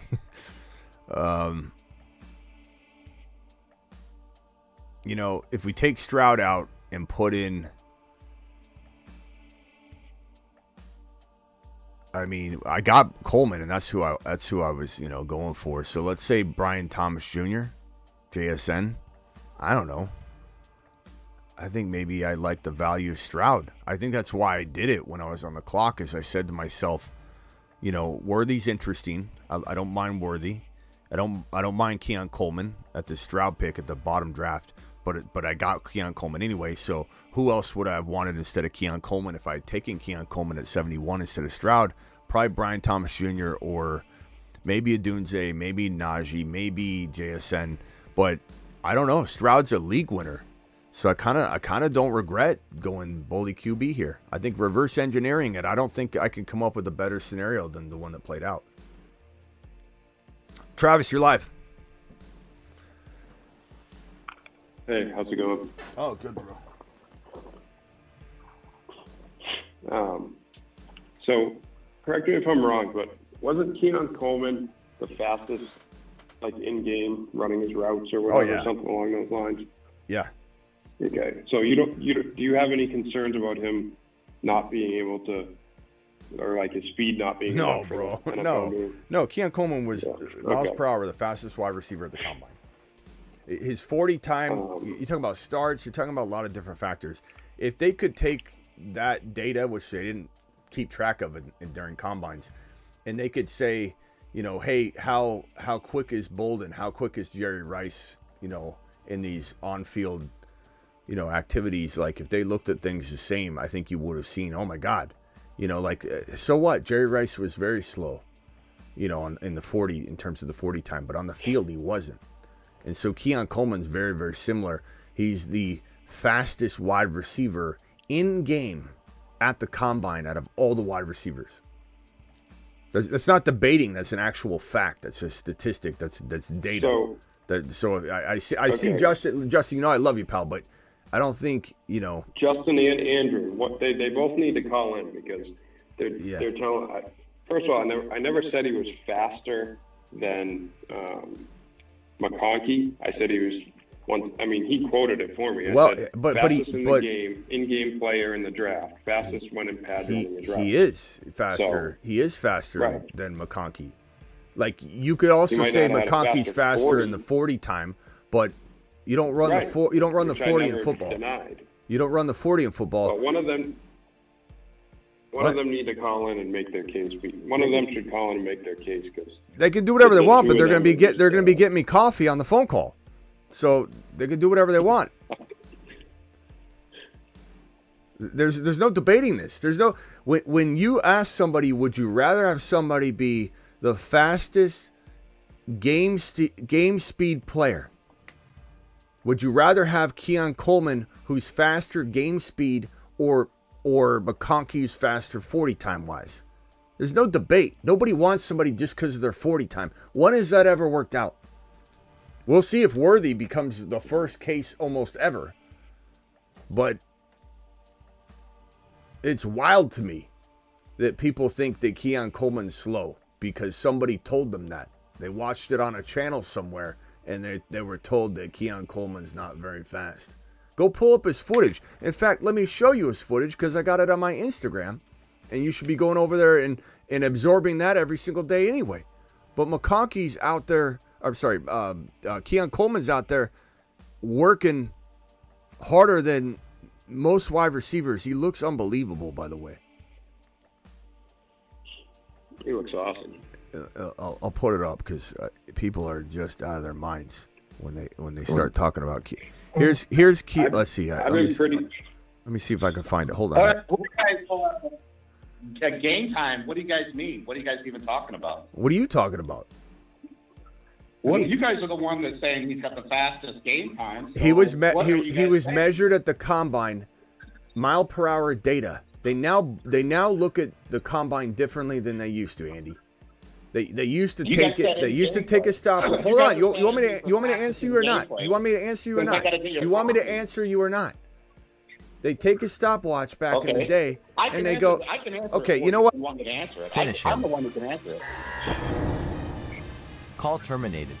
With you off the line because you're not letting me speak. I'm in the middle of telling you. They used to take a stopwatch and go, there's his 40 time. He's either fast or he's slow. This is a whole different ball game at the combine now. A whole different ball game. They break down your first 10 yards on your 40-yard dash. They break down your 10-yard to 15-yard, your 10-yard to 20-yard. They break all that down because there's interesting data that speaks. Like Jalen Wright is the quickest running back out of all the rookie running backs, the first 10 yards off the line in the 40-yard dash. You know what that tells me? That guy's going to hit the hole quicker than any running back in the entire rookie running back pool. So that's fantastic. That's amazing information to have. Jalen Wright hits the hole quicker than anybody is what that data tells you. Doesn't matter what his overall 40-yard dash is. I care about that information we didn't really have back in the day at the combine. The data I was trying to speak to when Andy kept interrupting. Was that Andrew Grace? Who was it that was on the line? Was it Andy Grace? Was it Andrew or Justin? The guy that called him was Andrew. I just didn't know if it was Andrew Grace. But I'm guessing because he was the one we were debating with. So anyway, before Andy started interrupting, I was trying to explain to him that they measured all the wide receivers at the combine, and he was the fastest mile per hour wide receiver when running drills and running routes on the field.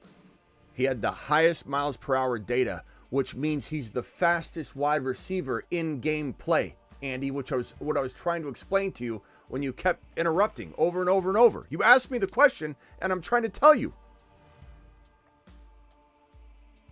Keon Coleman's the quickest wide receiver according to that data, which is more valuable than 40-yard dash data. No one cares about the 40-yard dash anymore when you can come away with that kind of stat, bro. Not to mention, as I said on my Instagram, which I'm trying to find that clip. I don't know how far back it was. I feel like it wasn't that far back. I thought I just posted it. Where's this at?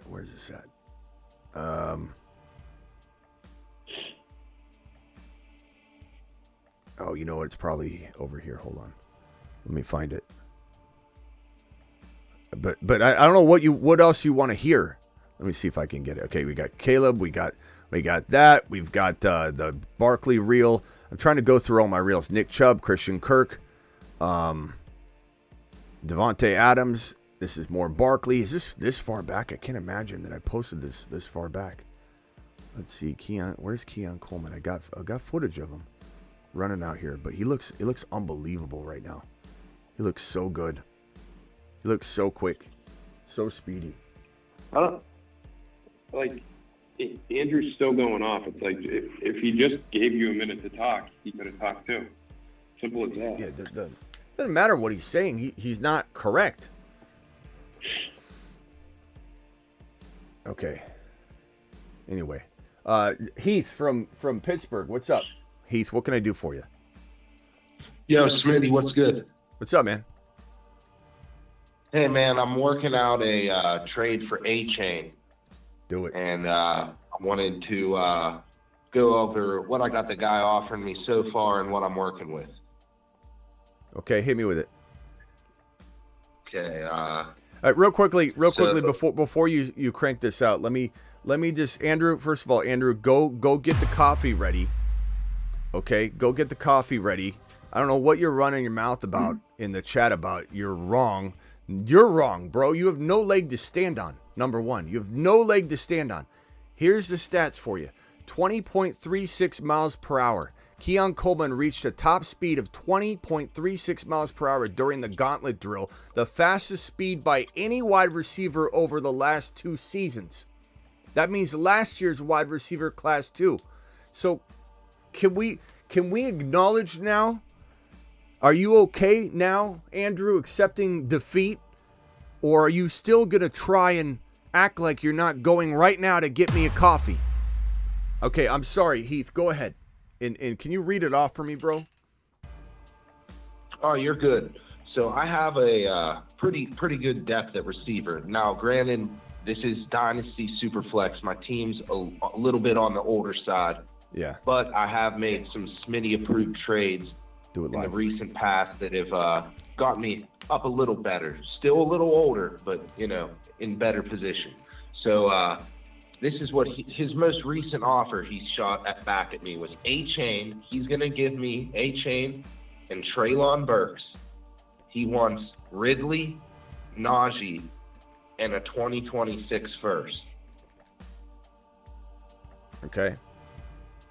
I like it, bro. I kind of like Ridley, though, and I have other receivers that I thought maybe I could part with instead. And I like Najee as well. But, I mean, if I'm getting A-Chain, I kind of can forget about Najee. And I also do have Mostert, so I would get the stack. Yeah, I look, as much as I like Najee Harris, I don't think he's got tremendous dynasty long-term appeal. I just don't feel it. I mean, Jaylen Warren's already breathing down his neck, bro. This might be one of those things where right now it looks like it's a lot, but mid-season, one of these guys could be completely a nothing burger. I'm not saying both of them, but one of them could be an absolute joke in terms of the value you're expecting them to have right now. I don't know what this first entails, but this is a long time away. Achane to me is a second round dynasty player. If you can win now at all, you said you got an older team. If you can win now at all with the top 5 to 10 running back, I'm taking Achane. And even if not, this is a great building piece. Older at receiver. I have Garrett Wilson, but otherwise I got Mike Evans, Cooper Kupp, Keenan Allen, Hopkins. I did get Malachi Corley in the draft this year. I got Michael Wilson and Romeo Dobbs. Yeah, Ridley's an old man. Najee is not somebody I'm super high on from a dynasty perspective. This first rounder is nice, but bro, that's in 2026. It's a ways away. I'm taking Achane. I'm taking Achane, and I'm smashing the hell out of that. I'd try and get somebody else besides Burks. Can you get him to is there somebody you can get? Maybe he's got Wicks. Maybe he's got... There's somebody that's got... I was thinking he has Parasol. I was thinking about working that in. Do that, bro. Right, yeah. Do that, bro. Say if I'm giving up a first round, then I need something a little more than Burks. I want. Yeah, I already told him that, so he's well aware of that. Me and this guy having a good back and forth. Achane wasn't even part of the conversation. I did a Smitty lore, as you said, act like you're not even interested in that guy. I got him to bring up Achane, and that's how I kind of been working to where I'm at. Yeah. All right, bro. I do it, and I do it live. All right. All right, Heath. Good job, Sounds bro. good, man. Later. I mean, Travis, you don't have any qualms with that trade, or do you? Are you looking at the first rounder different than I am? Or I know you like Ridley, but from a long-term perspective, I mean, he's... No. Yeah. No, I'd do it. At the end of the day, I would definitely try to get something a little better than Burks. Like you said. It's not going to... The 26 first isn't going to hang me up over it, though. Yeah, I don't... I'd do it. I don't know. I'd take Achane all day long. I've got Achane in so many dynasty leagues. I think about 80% of them. I got Kyren in about 75% of my dynasty leagues. I love both of them. And I got Corum in about 80% of those that I have Kyren. I don't have him in every one. I think of the 5 that I do, there's one that I don't, I think. But yeah, Keon Coleman, I love the debate on Coleman because, you get Parasol instead of Burks, bro. I'm smashing the hell out of that. But I love that people doubt Coleman. Yeah. I think the reason people doubt him is just because I don't know. I don't know what it is. Well, whether it's a lean toward neighbors or whatever the case may be. But this guy was handed the best situation out of every wide receiver, but maybe Larry Fitzgerald, and that's even Larry Fitzgerald, the next Larry Fitzgerald in Marvin Harrison Jr. But that's even debatable. Like, you could say Keon Coleman got the best and MHJ got the second best or equal, whatever. But Josh Allen and tons of vacated targets, and he's the quickest miles per hour wide receiver in the entire draft class 2024 and 2025. So let me repeat that again for those in the back still arguing this ridiculous lose of a point. You're losing the point. Yeah, I don't know what you're even arguing. You're arguing something you can't win. Keon Coleman is the fastest wide receiver on the field during drills than any wide receiver in the last 2 seasons at the combine. I don't know what anyone's trying to argue. And when I equate that as a scout or a coach or whatever, when I'm evaluating a player and they're running a faster miles per hour, they got faster miles per hour data than any wide receiver in the last 2 years while they're running routes, doing gauntlet drills, whatever the case may be. I don't know what anybody's smoking when they try and suggest this kid isn't fast. You want to come in and say, look, I think at the end of the day, measuring quickness is more about this or that, and I think this is a compelling argument, but I still think this guy was probably quicker. Those are all things that I get and understand. But when someone is off, they're coming up, they're launching off of the initial argument of that he's slow, he's not quick enough. At least circle around and go, you know what? Maybe I was wrong. He's one of the quicker wide receivers in the draft class, but I still think this guy's better. It's crazy to me. One of the things I was debating was, I forget which one of them said it, was he's not going to get open in the NFL. Yeah, that's somebody that heard something from another show that said he was slow. That's it. That's all it is. This is not a slow man. 20.36 miles per hour. You don't reach this speed in a drill and outperform everybody from the last 2 seasons if you aren't a fast player. So even if we tuck away the argument that he's the fastest, whatever, throw it out the window. Stop saying he's slow or it's a bad look on you. He's not slow. Right, and I wasn't the biggest Coleman guy before the draft because I didn't know a ton about him, but I had seen, he didn't produce a whole lot, and there were some questions about his speed. But once, I saw these, things about the gauntlet drill and saw him actually in person doing drills, and then where he lands, it's really sold it in my mind now that he's got a chance for, a true number 1 receiver. I just don't know where my post went. I'm trying to find the routes he was running on. I could have swore it was on my Instagram, but maybe didn't you just do one? I thought it. My only thinking is maybe it's further back than I thought, and I'm trying to scroll to find it. But who's on the phone line? Mars Man Rock Out. What's up, Mars Man Rock Out? What's up, my guy? Yeah, do you take a different approach if there's multiple flags in a league versus just a regular format? I mean, everything's based on best player available, bro. So right. It depends on the flow of the draft and everything. I'm very, very okay. Letting Travis from Orlando just left. Travis, you can call back in, bro. I'm going to you next. I'll let things slide when I feel like the wide receiver pool is going to be, pretty deep for a while, and I can pass on this guy or that guy. There's so much goes to flow. At the end of the day, I want my flex to be an RB, if that helps answer the question. I want my flex to always be an RB. Depends on the RB, but sometimes I might go, it's not an RB I want, I'm going wide receiver, but I'm saying I want my flex to be an RB. What would you want to be if it's two flex? What do you mean? Do I want double RB? I always want a running back as a flex, always.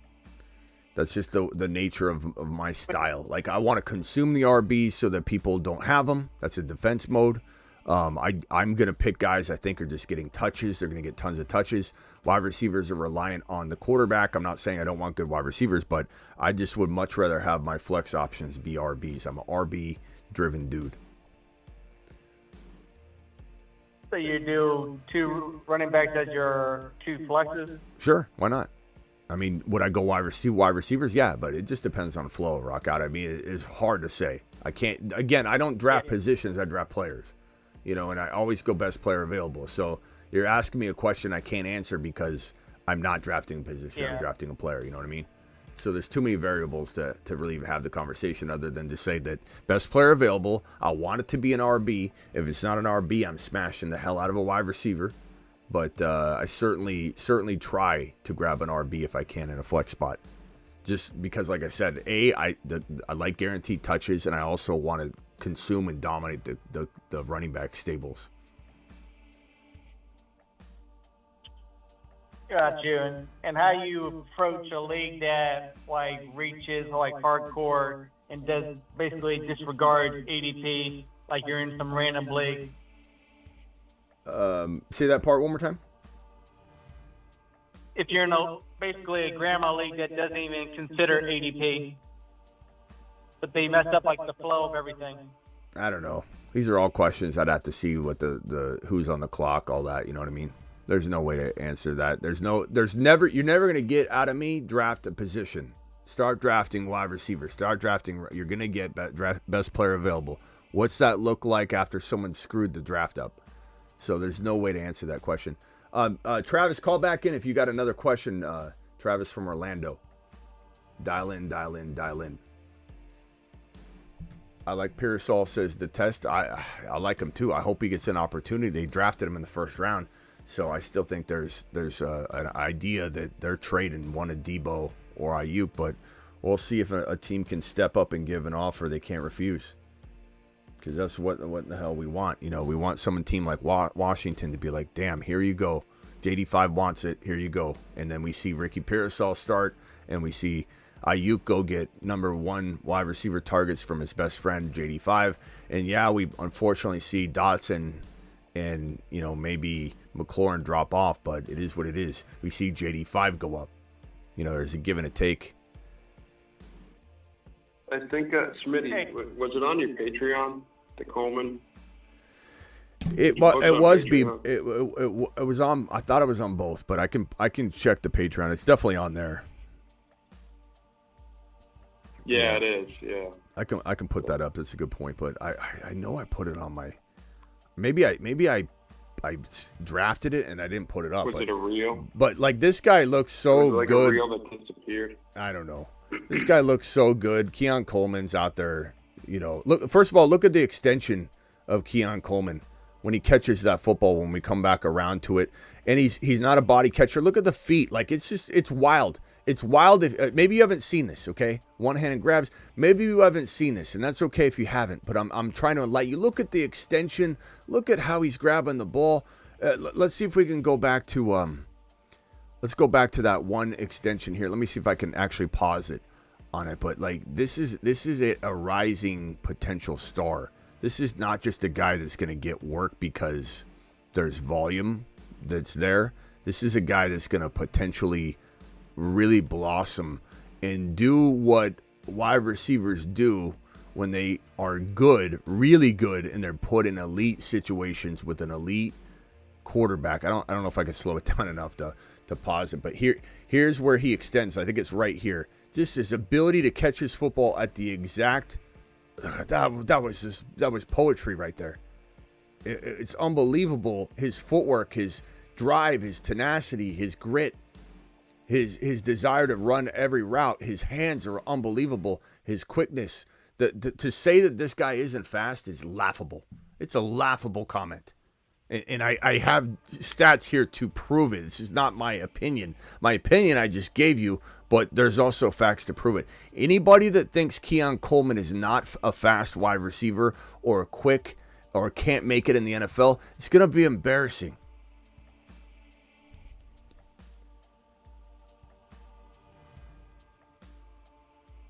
Okay.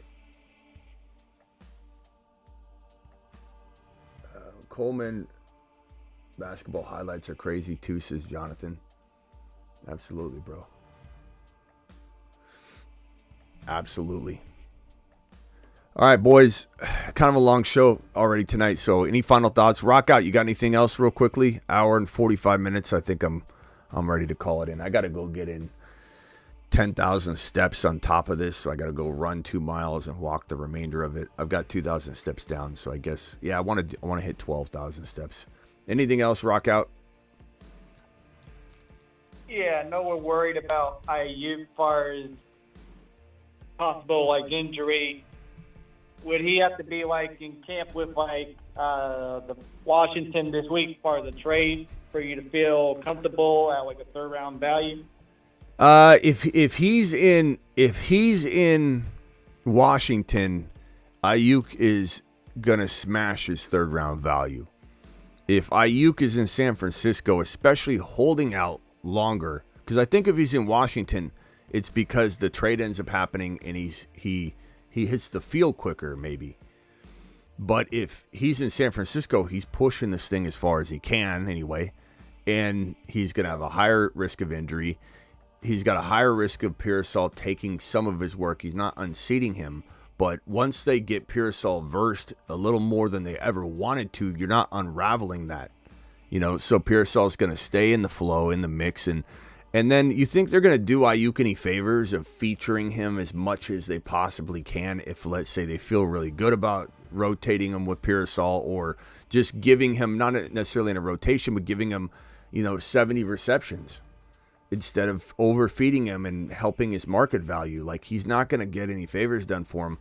I don't want Ayuk in San Francisco the longer this holdout is. I just think it's risky. There's animosity. There's rapport with Pearsall getting built every single day. This is a 1st round wide receiver. So 100% excited about Ayuk moving. But we do need this to happen quick, because if it takes a while, he's got injury risk he carries over into Washington as well. It's not like that goes away because we're excited he's a Commander. Yeah, I'm thinking the next 2 weeks, at the latest. Yeah. He isn't throwing himself the ball, Smitty. I think what Liquid Silk, is trying to say is that he's got the best quarterback maybe in the NFL, Coleman, throwing him the ball, with all of that I just showed and told you about. So, unbelievable season awaits for Keon Coleman. And what's unbelievable for a rookie? I think what Silver put out here, I think he could even get way more receptions in this, but even if he had 65 catches, 1,100 yards, and 10 touchdowns, that's an unbelievable rookie season. That's what you want. You're hoping you get that. That's unreal, and that's definitely in the cards because there is so much volume to go around. And the one thing we've learned. We got Southwest with the member for 10 months. Says 0.5, Jonathan Brooks or Coleman. There's gunshots outside. Coleman or I'm going to go Keon Coleman by a hair. But I love Jonathan Brooks. I like Benson more than Coleman in some cases. It kind of depends on your team need, though, pal. But anyway, rock out. What else you got real quickly? And then I got to jump, and then we'll go over to John real quick, and then to Travis. Anything else, rock out? Rock out to the moon, by the way. Nah, that's it. All right, rock out. Call in tomorrow, pal. We'll be here for probably a Dynasty show at least, and then at least one main channel show. So we'll see you tomorrow. Rock out in the building. Thank you for all the support, the super chats, the poetry, the raps, the rhymes. Rock out to the moon. Send them there. To the moon. All right, we'll see you later tomorrow, bro. See ya. John, you're live. You got a short amount of time because I'm tired. Hey, do you like this start? I usually don't do the balanced approach like you guys. I did Amon-Ra. I'm at the 4 spot, by the way. Amon-Ra, Kyren, Josh Allen, Dalton Kincaid, Jaden Reed. Name your team off one more time. Say it in order. I was at the 4 spot. Amon-Ra, Kyren, Josh, Kincaid, Jaden Reed. Yeah, that's a good start. I like that. I like that a lot. Yeah, Sick Nasty says estimate. What? Go ahead. And then do you have any news on Rashee Rice? Is he having an arraignment date? Is he doing a trial? Is he pleading guilty? We're waiting. No plead? What's the deal with that? We're waiting, bro. We're waiting, but if you wanted my educated guess of doing this for 23-plus years professionally, following the trends and flows of the NFL and court cases and how this stuff plays out and what a DA needs, what a DA is capable of doing, what motivates a DA to dial back, right? Because just so everybody understands what time it is, this is not the same situation as Alvin Kamara. Alvin Kamara, you've got, okay, what's the odds of this? What's the odds of that? How can we win this? You've got an easy case to win and smash in court when you've got this man admitting that he did what he did. He ran away from the scene of the crime, which hasn't even been tacked onto it charge-wise, which absolutely still can. They can wait, to my knowledge, up until a certain point. I don't know what the date is or whatever, to add on charges and make this thing worse than it is. He could be looking at 14 counts. And my educated guess is this, that there's probably going to be a rude awakening to Rashee Rice when his attorney says, look, Mr. Rice, we aren't worried about you playing football. Right now, we got to keep you out of prison. And so you can stay out of prison, but it's going to cost you some games because the counts that you're pleading out on are serious. They're not like in the case of Kamara where it gets dumbed down to a stupid charge that is basically like spitting on the sidewalk. That was how embarrassing that Kamara situation was. That charge, he pled to such a minor charge. And there's nothing, you know why that's done is the DA wants to win the case. You don't have that in Texas. You don't have that in this situation. It's a slam dunk. There's no reason to concede as the DA or the prosecution and say, we're scared we're not going to win this case in court. You have nothing to worry about. So odds are it's going to be kind of a wild situation. Is there a world where something unravels, some evidence or the way something's handled? Yeah. I mean, easily, like the Alec Baldwin situation, that whole case got thrown out because of a mishandling of information and holding back of information. That could 100% happen. So there's always those pieces to it. Maybe something did and the DA's worried, so they give him a plea just to make sure they win the case, whatever. But the odds are very strong. The NFL's already, the reports from everywhere have already said he's going to miss at least half a season. Is that going to be this year? Is it going to be next year? Are they going to push it out like Alvin Kamara's situation? They certainly could. Is it in the best interest to push it out? Probably not. But sometimes these players don't want to deal with it now. They want to deal with it later. So I don't know the answer. All I can tell you is I'll be on the ball. I'll be on it when it drops, when we have any sort of news. I think we'll hear something kind of soon, to be honest, and we'll be back on a live stream talking about it. But there's nothing, bro. There's nothing we can say. We're only projecting, and I can only tell you that people that think he's going to get off because Texas, we had that caller, I forget who it was, but he called in and he was adamant that Texas was going to let him off and try and use him as a positive example. No, bro.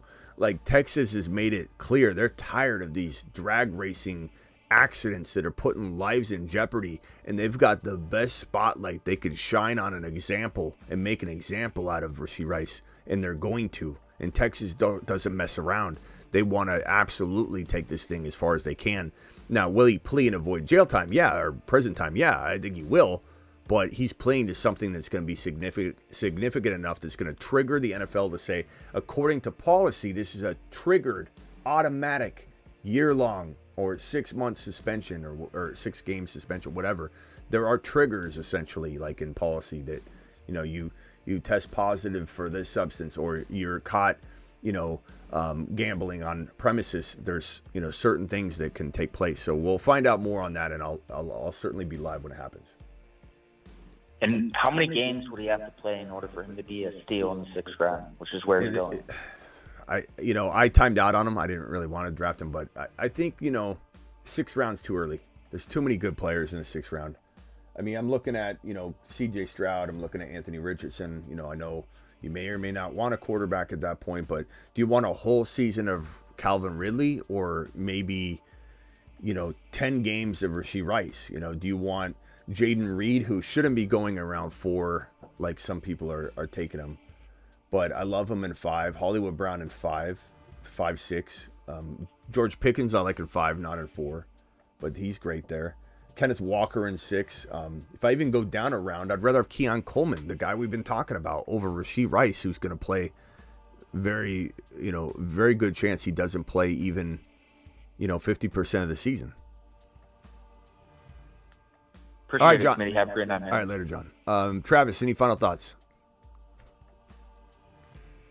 Yeah, just regarding Javonte, if you had him in Dynasty and there was anyone in the league that wanted him, what would you need back to move him now? Javonte Williams? More beneficial just to wait?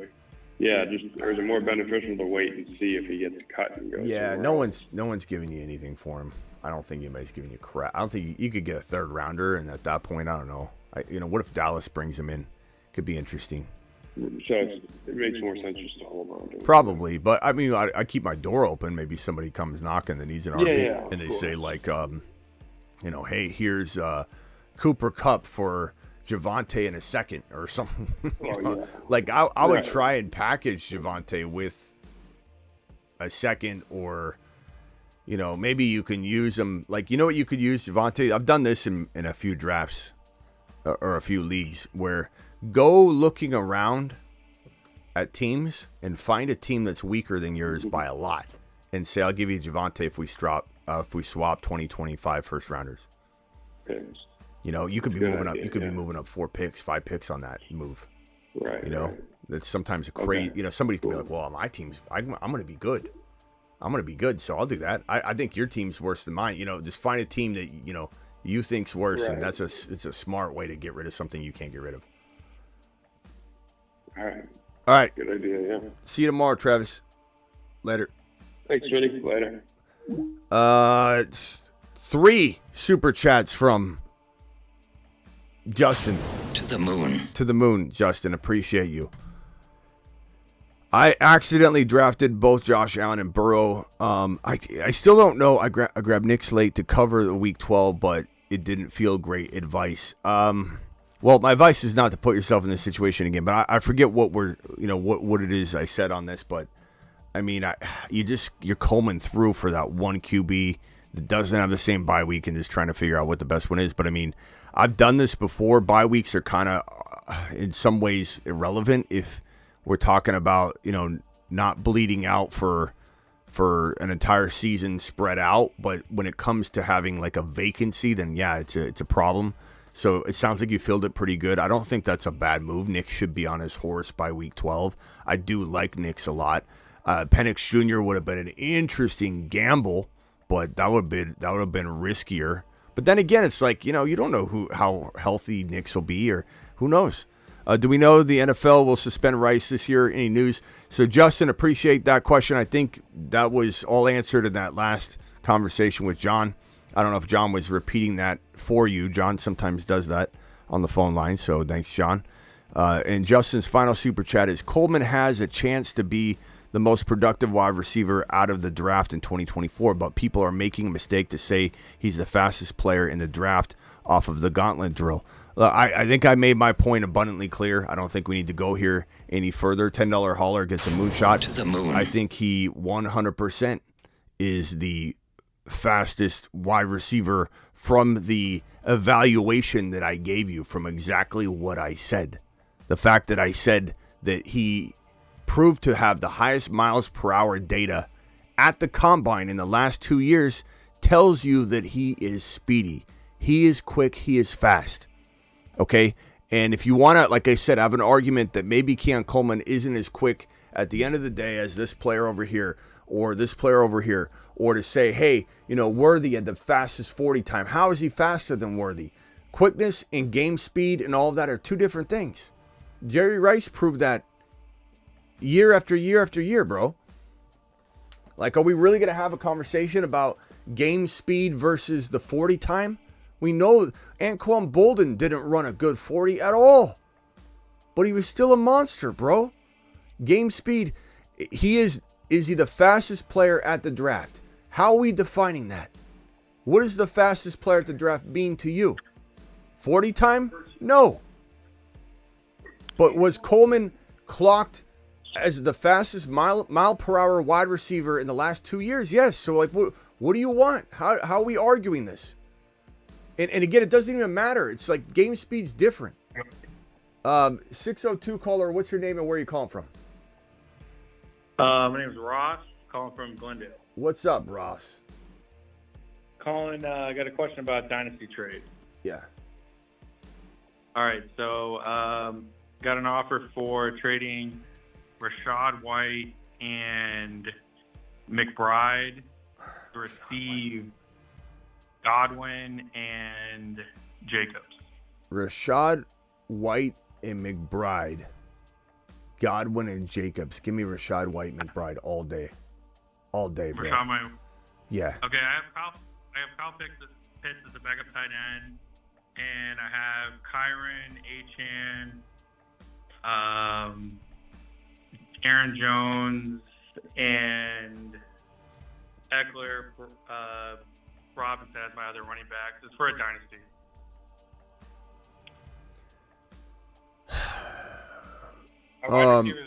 I mean, I would just make other trades before I start advising you to not do a trade because you got depth here or whatever. Like Kyle Pitts, you can trade him pretty easily, bro.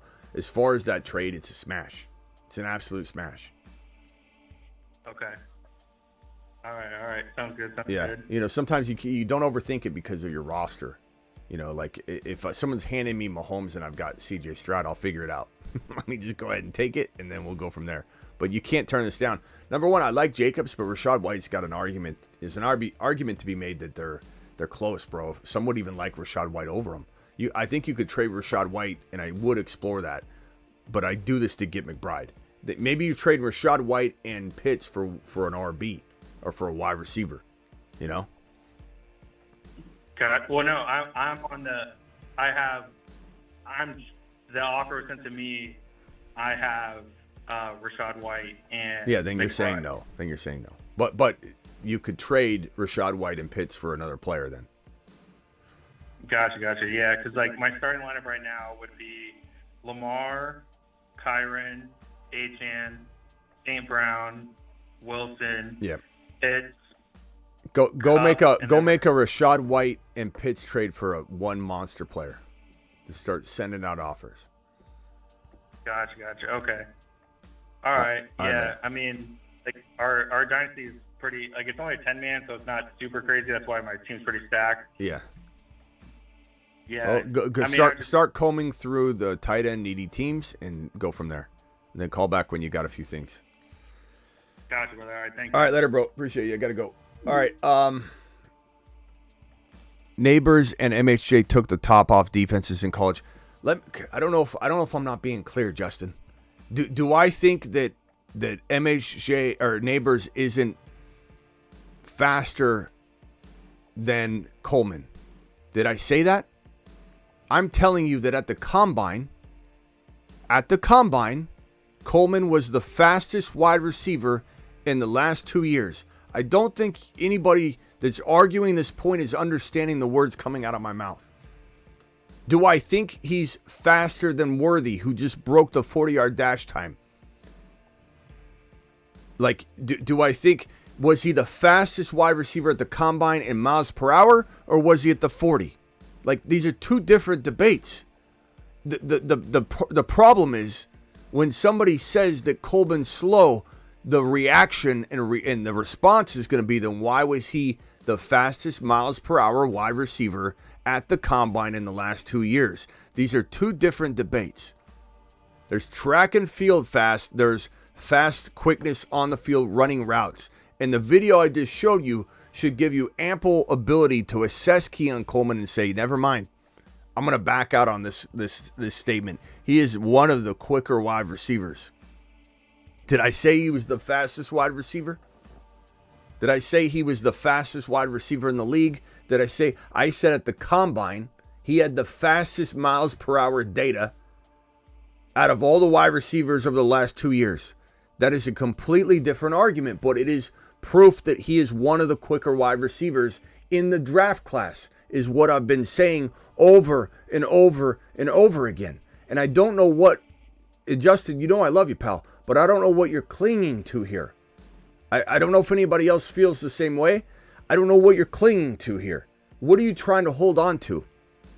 Because Coleman, I proved to you, was one of, you don't have to call him the fastest, one of the fastest wide receivers at the combine, and he had the fastest miles per hour data.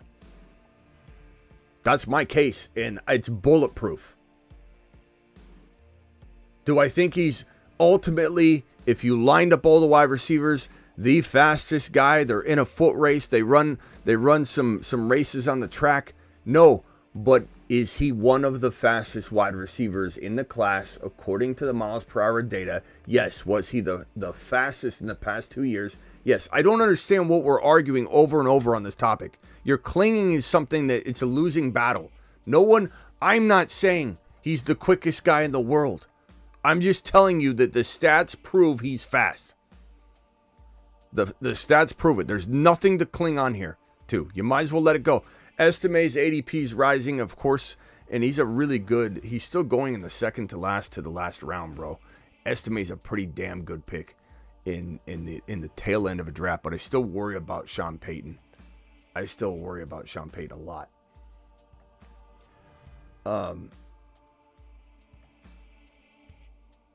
MHA's amazing.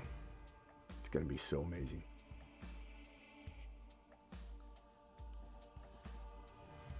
All right, appreciate you all. Thank you for drafting with me. Monday through Friday, we're live at 8 p.m. Eastern every single Monday through Friday. We're also live whenever big news breaks. Kind of like this episode right here. We had a lot to talk about. We're thankful for Tank Dell coming in strong, potentially returning kicks in 2024. Gonna be amazing watching Tank Dell do his thing. Southwest, again, thank you for your super chat or your celebratory message. Anybody wants to draft with us, that link is pinned in the live chat. I think it's still pinned. Maybe it went away, actually. Here's the link if you want to draft next time with us. Here, we're going to do 2 drafts side by side. Smash that link. I'll pin the link right now. Don't forget to join the Discord the Patreon. We replaced the Discord with Patreon. And the Patreon link is right here. And the first 200 people to get in will get into the league. A 242-man league. Here's the Patreon link right now. Let me smash that link into the live chat. Here we go. Join the Patreon. There it is. Do it live. Smash it. Appreciate you. Show's over already, Balake. Yeah, it is, bro. It's a 2-hour show, bro. 2 hours and 8 minutes, okay? Golf is life. Appreciate you. Golf dropping the flag and the rocket. Golf $5 hauler. You're my boy, Blue. Thank you very much. Justin, appreciate the super chats tonight. MHA took the top off Neighbors. I read that one already. Thank you, Justin. So the super chats tonight, TM42. World dropping that. Can I call in and get trade advice, my brother? Hey, World, are you still watching? Can I call in with the trade advice, my brother? I'm almost there with a deal. I just need some Smitty fine-tuning. Thank you. Was that the guy that just called in? If not, the phone line's open real quick for you, pal. I'm waiting for you. Dial in. Let me know if you're in the chat as well. Thank you, TM42. Thank you, Justin, and Golf for dropping super chats tonight. You guys are absolute monsters. Golf to the moon. Rock Out and Sick Nasty and Space Ricky and Blackbeard. Thank you to my moderator squad. You guys are unbelievable. And again, live Monday through Friday, 8 p.m. Eastern. Additionally, live whenever news breaks and live most midnights drafting with you fine folks here on the channel. So let me see if this guy here is here. World, where are you? Where are you, World? I'm counting on you, pal.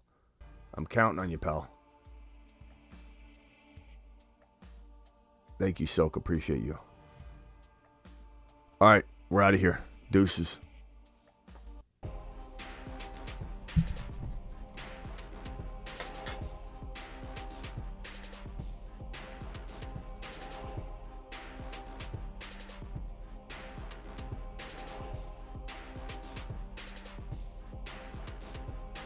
Thanks, Superfish.